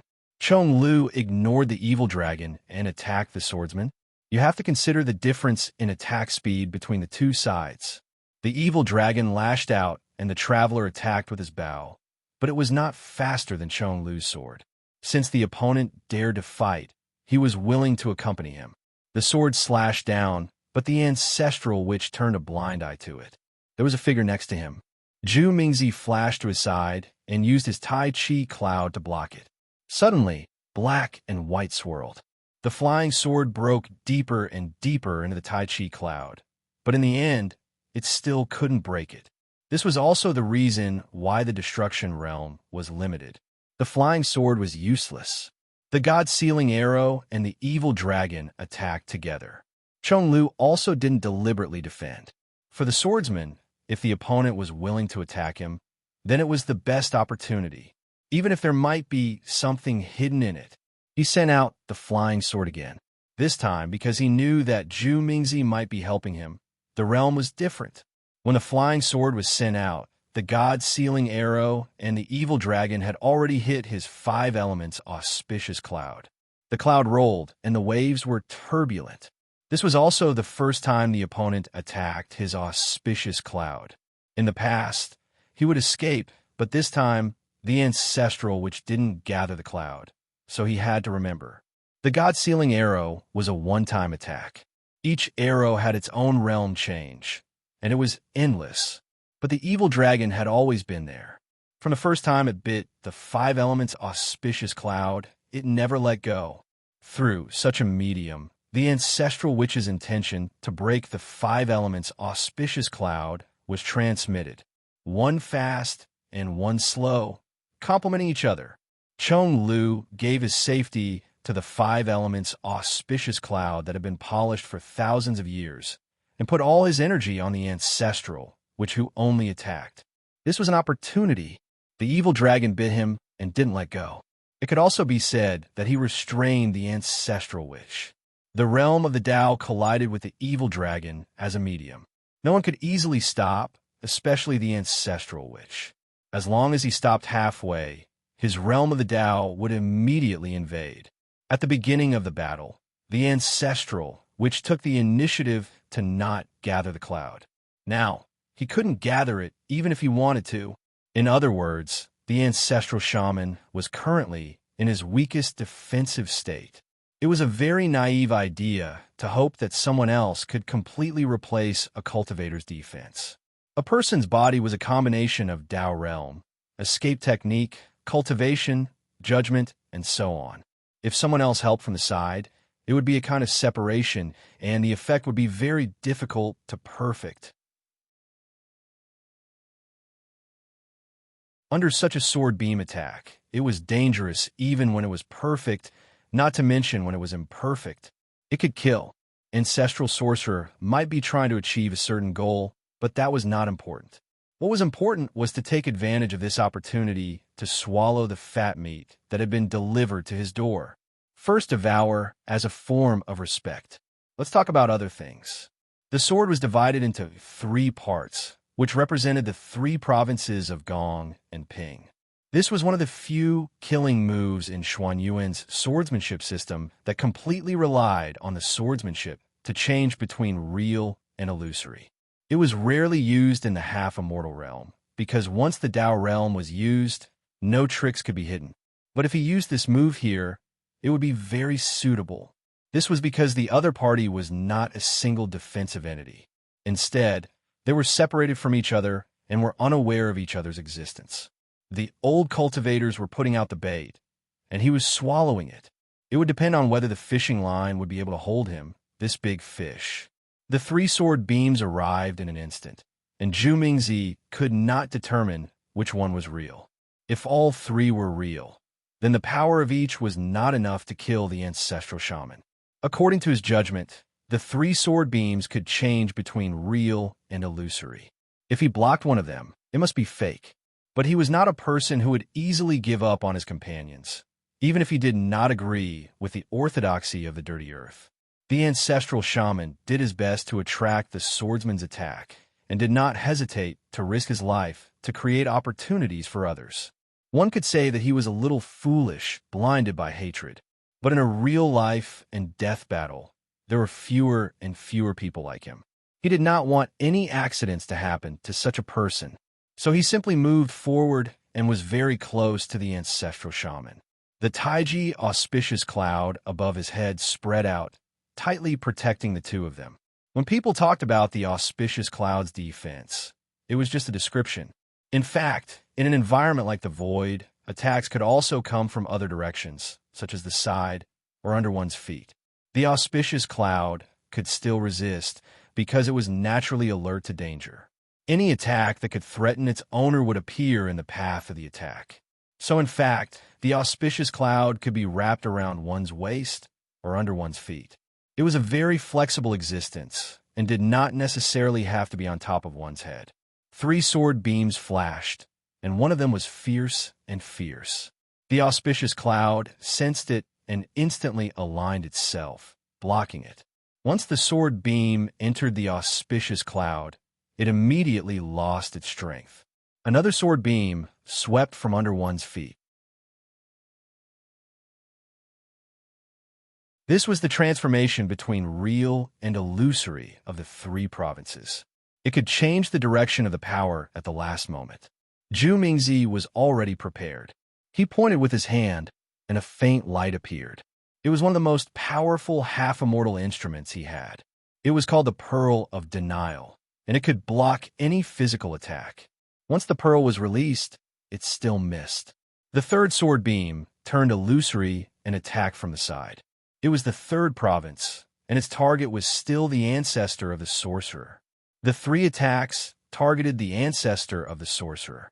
This was to bully Zhu Mingzi's auspicious cloud because it could not sense its owner's danger, so it would not take the initiative to attack. If it was a cultivator controlling the auspicious cloud, there would be a gap in time. However, Zhu Mingzi's strength was indeed impressive. With close to 20,000 years of cultivation, he had already condensed the auspicious cloud like an extension of his arm. With the Pearl of Denial, he actually managed to buy some time. When the third sword beam came down, he was able to forcefully move the auspicious cloud to protect the ancestor of the sorcerer. At this moment, Zhu Mingzi felt the auspicious cloud's resistance. He had condensed it for tens of thousands of years, so of course, it would not betray him. There was only one reason why it resisted. The auspicious cloud did not believe that the ancestor of the sorcerer was in danger. Instead, it believed that the real danger was Zhu Mingzi himself. The auspicious cloud looked at the problem from the essence of the attack. It would not be fooled by tricks on the surface. Therefore, if the auspicious cloud thought that there was danger, then there must be danger. Don't forget, after the first sword beam came down, there was no sound. Who knew if it would revive in an instant? Zhu Mingzi did try his best to defend, but no matter how hard he tried, it was impossible for him to give up his own safety to protect others. He followed the feeling of the auspicious cloud and stopped moving it. This was equivalent to putting his own life and death in the hands of the ancestor of the sorcerer. It was so simple but so complicated.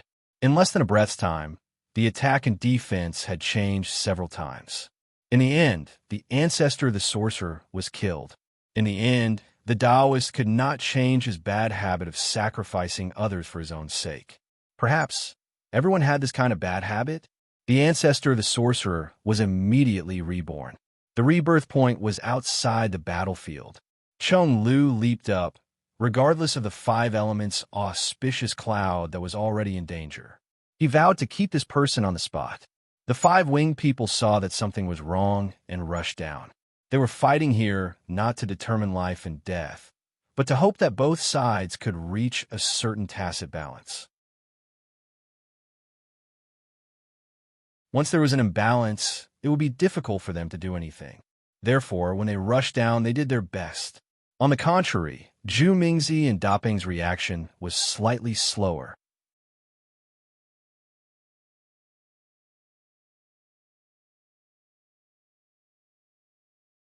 Chapter 2258. Cheng Lu had no choice but to deal with the five hidden wings. However, he could only rely on running. His already broken auspicious cloud was not very effective against these close combat creatures. His main focus was still on the ancestral shaman. This was his spoils of war. The river of swords spread out and rolled down. The ancestral shaman's ferocious face appeared in the river of swords. His pair of resentful eyes were not looking at the swordsman who killed him, but at two of his own people who were late.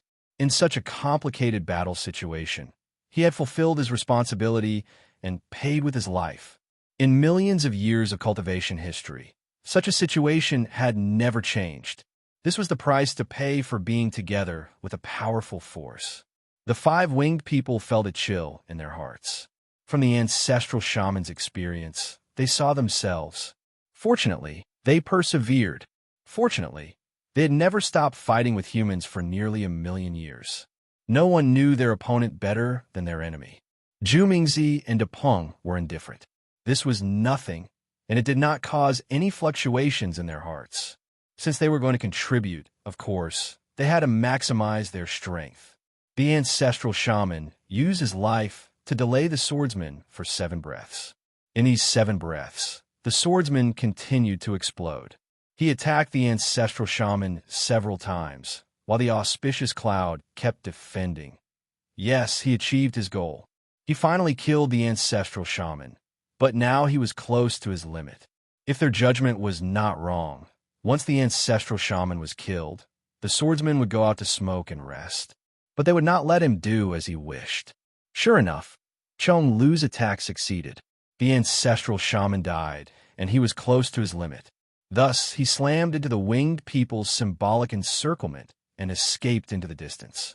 In theory, if he escaped, no one present could keep up with him. The human cultivators were limited by their orthodoxy and could not keep up with the swordsman. But this did not include the king of monsters, De Peng. As soon as Cheng Lu jumped out, a light flashed beside him. De Peng, the fastest monster. Even the phoenix was not as fast as him. With a flap of his wings, he appeared beside Cheng Lu. He used to be a traveler, pretending to use a longbow to hide his identity. In fact, the so-called longbow was his wings. With a single flap of his wings, his entire body was covered in hard feathers. There was no way it would compete with the swordsman in long-range combat. Although it was also very good at it, it was still best at its instincts as a demon. Engaging in close-range combat would be more intense, more exciting, and more stressful. The swordsman wouldn't be able to take a breather. Its body was enormous, and there were over 1 million feathers on its body. Whether it was the hard feathers on its wings, the ever-changing feathers on its tail, or the extremely precious feathers of life and death under its neck, they could all transform into the god of death with a single thought. During these 5 breaths, it didn't hold anything back. It could watch ancestral sorcerer die just for this opportunity. Demon Lord knew that his opponent's follow-up was coming, but he didn't expect it to be so cruel. With the death of the ancestral sorcerer as the catalyst, the great rock brazenly made its appearance. It wasn't that stunning, but it was just right. This was a matter of life and death, not a game of trickery. Sharp claws, sharp beak, long feather, 4 feathers.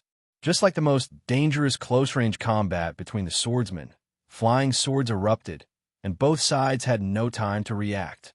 Demon Lord held a long sword in his hand, and his Naiwan gong vibrated at a high frequency, like a hedgehog constantly shooting out spikes.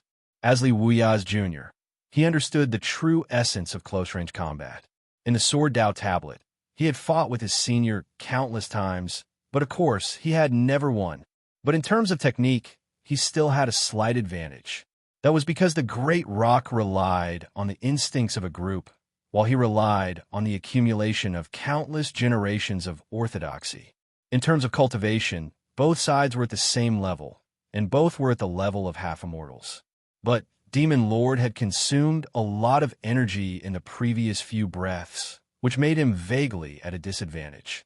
The biggest disadvantage came from the body. The strength of the king of the immemorial beast body was not just a legend. It existed in reality and could be felt with a single slash of the sword. At such a close distance, even immortals could not completely dodge or block, but the man and the beast did not block at all, but attacked with all their strength, controlling the damage to their own random reactions. In an instant, countless claw marks and peck holes appeared on Demon Lord's body, and there were also long and short great rock feathers stuck in his body. These things did not only bring him superficial wounds, but also the invasion of the great rock's demonic power. At the same time, the great rock had completely lost its usual noble appearance. Its feathers were sparse, and its blood was mottled. The sword marks crisscrossed, and the different Tao realm powers on the sword were overturning the sea in its body. Although its body was stronger, the combination of the Tao realm powers of humans was more vicious and vicious. One man and one beast persevered. Who persevered more fiercely? Who persevered more fiercely? They were like two fierce beasts in the arena. In such a scene, it was impossible for a third person to intervene, so the five-winged men only watched from afar. They did not even dare to shoot from a distance, because it was impossible to distinguish who was who in the midst of the tumbling and rolling. They could only see two balls of light, like two lightning balls, emitting a bright light when they collided. The armored man smacked his lips. "Good fellow, this is too intense. I'm afraid I can't endure it." He was an honest person. A battle of this level was indeed not something that the winged race could withstand. This also allowed him to see the difference between the winged race and the peak half-immortals of the human race. This made them even more determined not to get involved in the battle between the human race. The superior man murmured, "Is the result going to be revealed so soon?" The ordinary man could see it more clearly. "No, the great rock can't endure it." But this doesn't mean that the swordsman won, because he will be challenged by the old Taoist Zhu Ming next. As soon as he finished speaking, the great rock fell out like a kite with a broken string. His whole body was covered in blood, and he was in a miserable state. However, the swordsman did not have the chance to beat the great rock when he was down. Zhu Ming transformed into the true martial lord Lingying, and he did not use the Dao realm long-range attacks in order to prevent the great rock's five elements auspicious cloud from giving him precious time to breathe. The four protectors of Taoism, Tian Peng Yu Zhen Shou Yuan Jinjun, Tian Yuren Ji Ling Fu Jinjun, Yishang Bao De Chu Qing Jinjun, and Yishang Zhen Wu Lingying Jinjun. Among them, the true martial lord Lingying Jinjun was known for his tyrannical body, and his Dao sword was invincible. Of course, transforming into this thing was one thing, and how much power it could exert was another. Normally, Taoists would not deliberately practice this. It conflicted with the Taoist's magnanimity and elegance. With a big belly and a pair of big eyes, one would look like a cow's egg. It was really unsightly. However, Zhu Mingzi was different. He was the gatekeeper of the eighth heaven, so of course, he needed to have a powerful appearance. Occasionally, when immortals descended to the lower realm to hold a ceremony, there would be a lot of strong men dressed like this, so he had this ability, but he did not expect to use it here. Cheng Lu was in danger.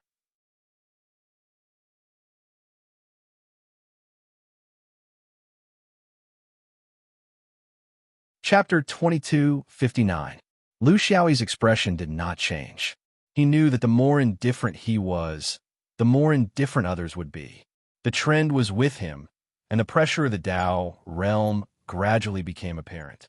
With the two monks as an example, no one could remain calm. Boiling the frog in warm water was a good idea, but the prerequisite was that you could not let the frog see you adding firewood. It would definitely jump. It was just a matter of how. Sure enough, the monks began to jump. The law of minister had been competing with him in the details of the Nirvana Dao. In fact, he was much stronger than him in many aspects. After all, the law of minister had been immersed in Buddhism for tens of thousands of years, and he could not compare to him in just a few hundred years. However, the problem was that when changes came, it was easier for someone who had been immersed in Buddhism for tens of thousands of years to accept new ideas, or for someone who was like a blank piece of paper to change. The answer was self-evident.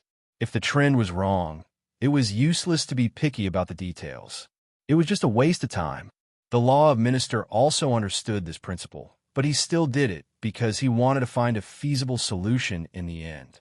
Previously, he wanted to kill the swordsman, but now he could only settle for the second best, as long as he could get out. Not long after, the law of minister's views on the Dao realm became extreme. He was filled with dissatisfaction with the trend, and he attacked maliciously. The same thing had happened to Shilla and Alok before, but those two only retaliated when they were about to be defeated. It seemed a little too early for the law of prime minister to struggle recklessly. There must be a conspiracy in this, but Lu Xiaoyi couldn't figure out what the conspiracy was. Moreover, even if he could figure it out, as a Dao transformation realm cultivator, what he could do was very limited. He couldn't use the small sword to stab it or smash it with his fists. He could only deal with it step by step using the methods of the Dao realm. He even deliberately tried to be patient, but he still could not stop the law of Minister's suicidal madness. It was as if the end of the world had arrived, and the rules and order had collapsed. It was a kind of hysteria. This shouldn't have appeared on a peak half-immortal, especially on the sixth heaven's night guardian, who had seen the world. Something was very wrong. The great Tao of the Nirvana fragment didn't care about these things. Once the law of Prime Minister was released, it immediately used its own Tao realm to wrap it up. From then on, the law of Prime Minister didn't even have the chance to retreat. Between the two monks, he was the one that the great Tao wanted to destroy first. Just as the law of Prime Minister was struggling fiercely, Monk Paiji's incarnation of the great Tao also joined in. Moreover, it was equally hysterical and irrational. Lu Xiaoyi knew that something was wrong. Unfortunately, the great Tao he had transformed into was just a competitor, not a referee. The referee was a Nirvana Tao fragment. When he sensed Monk Du Lu's provocation, he instinctively flicked his finger. Lu Xiaoyi immediately sensed that a great path was missing from his Tao realm space. The great path that Monk Du Lu had transformed into. He finally understood, but it was already too late. Actually, it was useless even if he understood earlier, because he couldn't control the Grand Tao fragment. No wonder they were the night watchers of the sixth day and Monk Paiji. Even in such a harsh environment, they were still able to find a loophole in his Tao realm space. He couldn't blame anyone. He was the one who had underestimated the power of this spatial barrier. In the past, when he was pulled in, he was the one who broke others. Now, when he pulled others in, they were the one who broke him. It seemed that those who played this kind of spatial trick didn't have a good ending. He was very clear about his own fate after Monk Du Lu went out. Monk Du Lu's consciousness would return to his body, and the next step would be to destroy his physical body. Then, the great Tao that he had transformed into in the Tao realm space would dissipate due to the loss of its foundation. It would be like a rootless plateau. Such a result came too suddenly. He didn't expect that he would end up in such a way. Originally, he thought that the Tao realm kill was foolproof. In the end, it turned out to be suicide. He didn't regret it, because this was indeed the fastest way for him to kill the four monks. There were too many strange people in the universe cultivation world. Just like these people, they were all legendary figures. Chong Lu had once told him that even someone as strong as Li Wuya hadn't come into contact with such a peak level of half-immortal before he became an immortal. When Li Wuya became an immortal, it was because the immortal court was careless. However, when it came to him, Lu Xiaoyi, those people would definitely not be careless. Therefore, he would encounter all the powerful figures in the origin world. It was a bit wishful thinking to expect such four people to be able to kill them in one go. He was very sure that even if Li Wuya came, he wouldn't be able to do it. He would also need a lot of time to find an opportunity in the battle. His method was to avoid this kind of dawdling. In the end, he didn't play it well and accidentally killed himself. Minister Du Lu's Tao realm clearly became more cheerful. He had already entered the final stage of the Tao realm struggle. Soon, he would be swallowed by the great Tao fragment. However, he wasn't worried at all, because as long as Du Lu went out, destroying the swordsman's body would only take an instant. No matter how fast his Tao was destroyed, it wouldn't be faster than the swordsman's body. Amiba. Benefactor Lu, if you have any unfulfilled wishes, you can say it. My Buddha is merciful and will not let you down. This old monk will also do his best. Lu Xiaoyi was very curious. Great Master, you've mobilized so many people this time. I just want to know who it is that has the ability to mobilize so many people. Minister Du Lu smiled apologetically. Sorry, Buddha says I can't say. Lu Xiaoyi asked again. I'm not the only one in the rising power of the universe's cultivation world.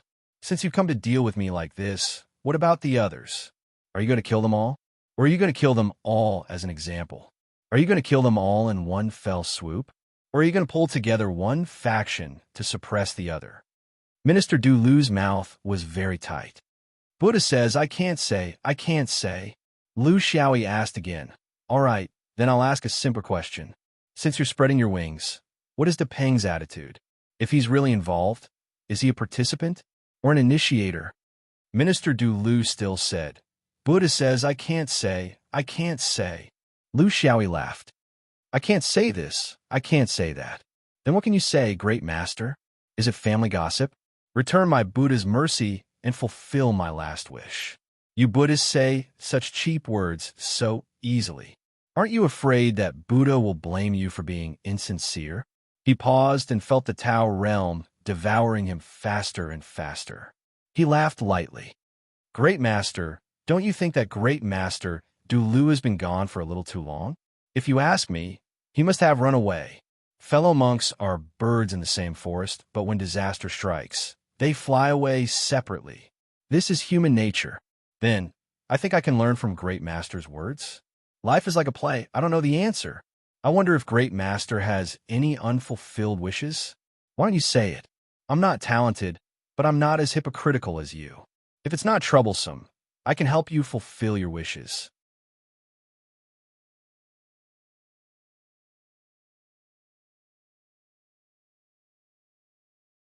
Chapter 2260.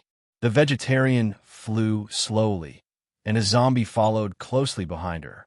She kept probing and found that this guy's consciousness was not clear. Only a little bit of his true soul was still there. She could not control the impulse in her heart, and wanted to take this opportunity to find out what was going on.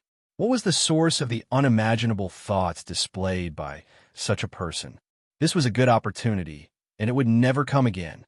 She decided to get closer to this swordsman, because she felt that although this guy's soul was a little strange, he was still simple and straightforward.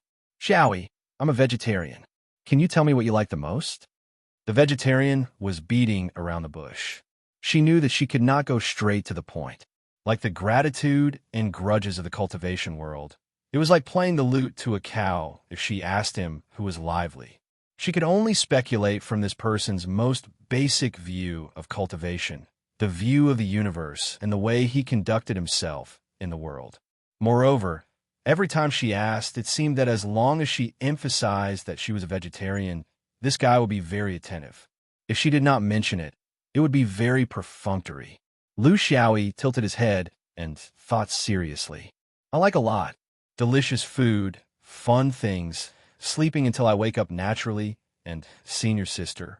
The vegetarian was keenly aware of the main point of this guy's answer. No big goal. Secretly in love with his senior sister? She did not know what kind of peerless talent his senior sister was. She was actually able to make a person like him unable to forget her, even in his spiritual nature. However, this kind of situation was very normal in the cultivation world. Many cultivators would have a process of adaptation under the influence of their masters. Among them, there were some people who played a very important role. For example, the senior sisters who took care of the basic necessities of life, food, shelter, and transportation. Cultivation was very boring and dangerous. When a cultivator had not fully adapted to such a pace of life, the special group of senior sisters played a very important role, especially for cultivators, because their lifespan was longer than that of ordinary people. They did not seem to care much about who was older and who was younger, even if there was a difference of tens, hundreds, or even thousands of years. Senior sister? Senior sister is good. I wonder which senior sister in Xiaoyi's sect is so lucky. Your sister Su-Rin originally had many senior sisters, and then many junior sisters, but there was no junior brother. Then she saw this zombie drooling again. It seemed that whenever he encountered something he really wanted, he would drool. Senior sisters, there are many. Senior sister Yinsheng, senior sister Yendai. These are from the sect. There are many outside. Senior sister Bingji, senior sister Kawa, senior sister Baihua, senior sister Huan Pei, senior sister Su-Run. They are all acquaintances. The vegetarian was surprised to hear her name from him. She did not understand. How did she make this guy have an impression of her in such a short time? It seemed that the so-called senior sister in this guy's mind. She was a meticulous person. She vaguely felt that the word acquaintance was very strange. What did that mean? How could she, a vegetarian, be considered an acquaintance? It was just the first time she felt that she had grasped something. Little E has so many senior sisters. Acquaintances, too. Acquaintances, I'm a vegetarian. What's the connection? The zombie's face revealed a wretched smile.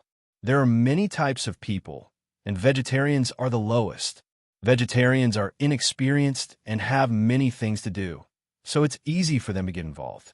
You train them for many years, but in the end, they might be trained by someone else. That's a loss. It's good to have acquaintances. They have rich experience, and their figures are also very plump. They are experienced and knowledgeable. They know how to separate and combine. When you need them, you can gather. When you don't need them, you can still be good friends. You can discuss Tao when you're dressed, and when you're undressed, you can do whatever you want. Let me tell you, above acquaintances, there's another type of person, and that's the undead. Their family background is not bad. Who knows, they might even pay you. The vegetarian finally figured out what this shameless guy was hiding in the depths of his spiritual nature. It was simply unimaginable that such a filthy person could cultivate to such a level. A new power that represented the change of a universe and the change of eras. If this person really succeeded, the cultivation world of the universe would definitely be in a mess. Morality would be lost. Who would want him? Vegetarians, acquaintances, undead. It turned out that there was another layer of meaning behind them. Shameless to the extreme. She wanted to hammer this thing to death, but she couldn't bring herself to do it. That was because this person only thought about it, but did not put it into action. It was just a person who had evil intentions, but no guts. Couldn't people have a little bit of selfish thoughts? Who didn't have such thoughts in the cultivation world? She didn't know what to do, and she couldn't calm the anger in her heart. Seeing this guy following her so closely, she subconsciously forgot about the difference in their identities. She kicked him and shouted, "Stay away from me. Why are you so close to me?" When she kicked out, she immediately felt that something was wrong. Would something happen to her kick? After all, with this kind of strength, he could almost do whatever he wanted in the main world. However, she soon discovered that her so-called worries were completely unnecessary. This stomp was not light, but the zombie was not angry at all. Instead, it was as if it had eaten honey. The comfort in its eyes came from the depths of its soul. It was enjoying it. He was truly incurable. However, this kind of personality made her feel that he was more real. Because it came from her master's memory, the ancestor of the sword, Li Wuya, seemed to be just as sloppy and not serious. Was this also an inheritance? Knowing all this, at the very least, the vegetarians felt much more relaxed. They knew that the thing following behind them was actually the thoughts of an ordinary mortal in the ordinary world. It was filthy and a little shameless, but you couldn't say that was a bad person. He was a real person. With this understanding, she knew how to get information out of him. She didn't need to worry about anything. The more straightforward and simple, the better. Then she knew that this was not only a wretched guy, but also a guy who had no respect for his seniors. He was also a guy who didn't care about the rules. The core of his behavior was, "I like it, so you bite me?" It was so straightforward that it was cute. But this strange running didn't last long. If she had more time, she could get more secrets out of him. In fact, she didn't care much about the so-called changes in the universe and the secrets of the power struggle. She was more concerned about this person himself. This kind of person was everywhere in the mortal world. How did he climb to the top step by step? And from the looks of it, he would continue to climb up in the future. She didn't have time because there was a trace of aura behind her. It was unscrupulous and unrestrained. She knew that there must be something wrong with that so-called space. A monk broke out of the space and was now here to whip the corpse. And she didn't have any ability to resist at all. She sighed. "Little E, congratulations. Your senior sisters are going to become the undead."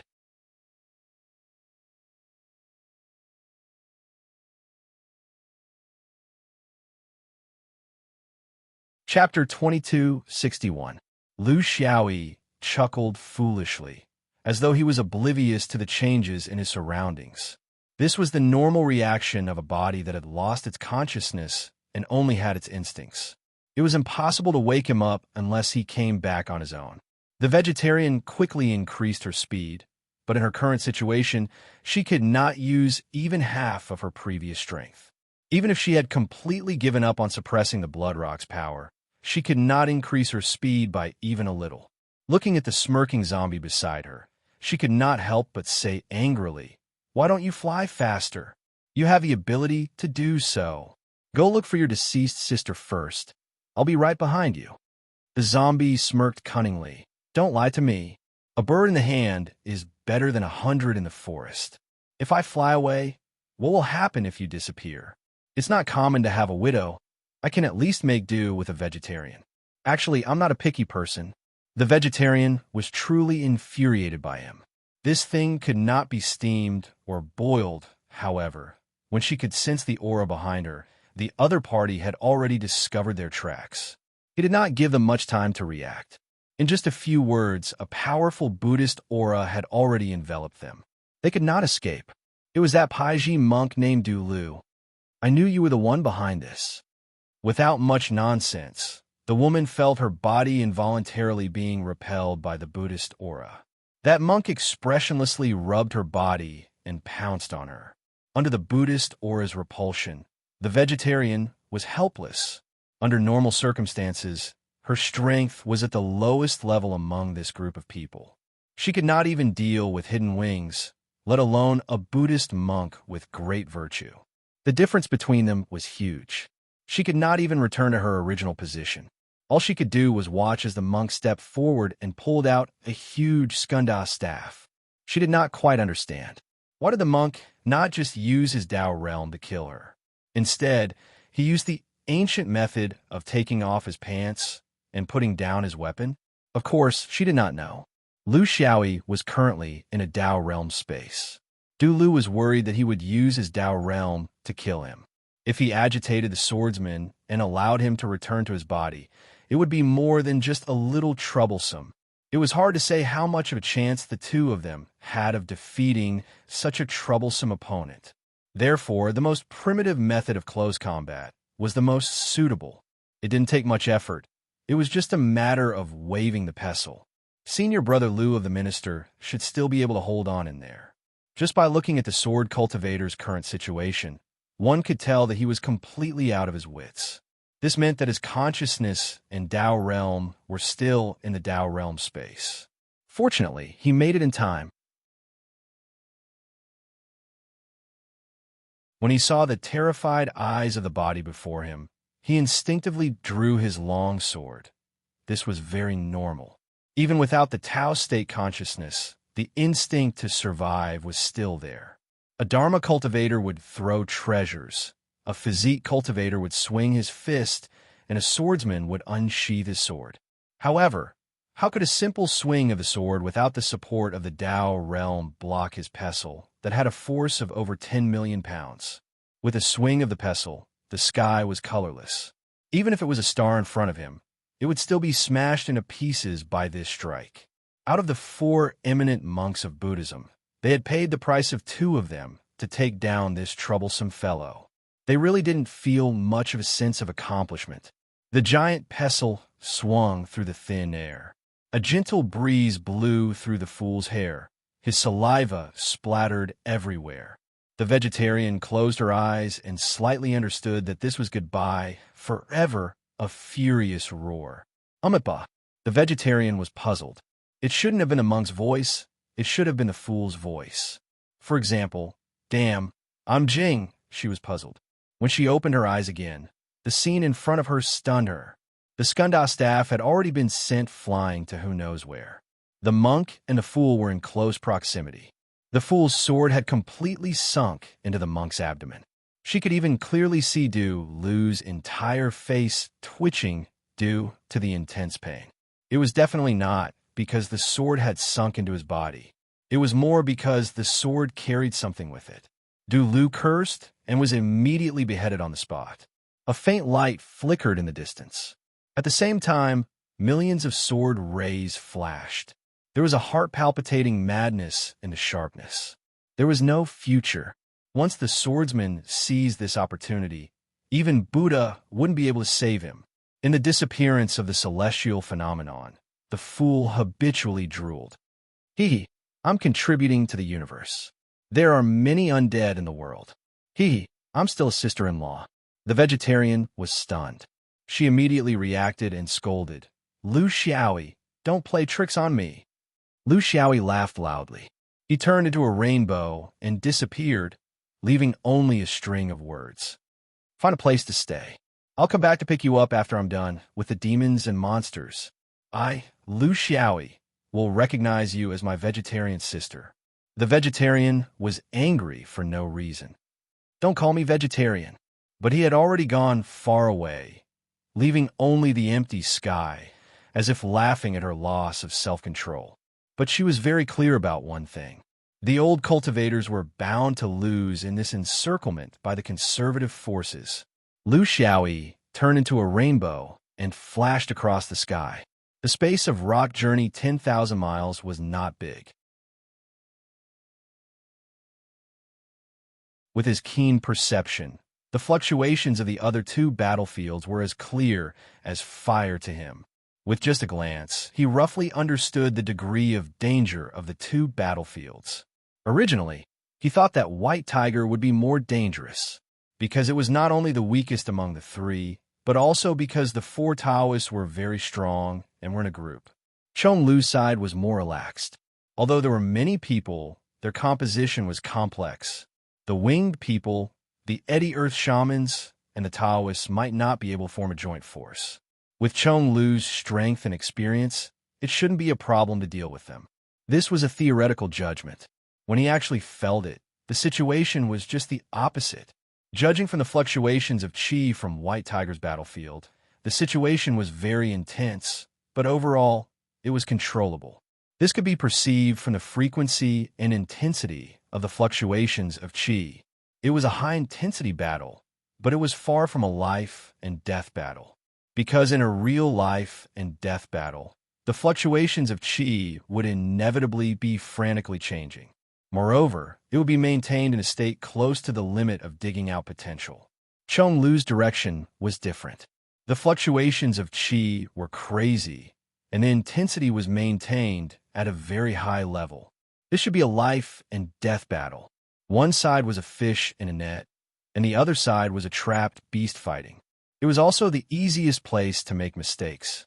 Without hesitation, Lu Xiaoyi flew in the direction of Chong Lu. To rescue, he must save the most urgent party. But at the same time, he did not forget to send a sword in the direction of White Tiger.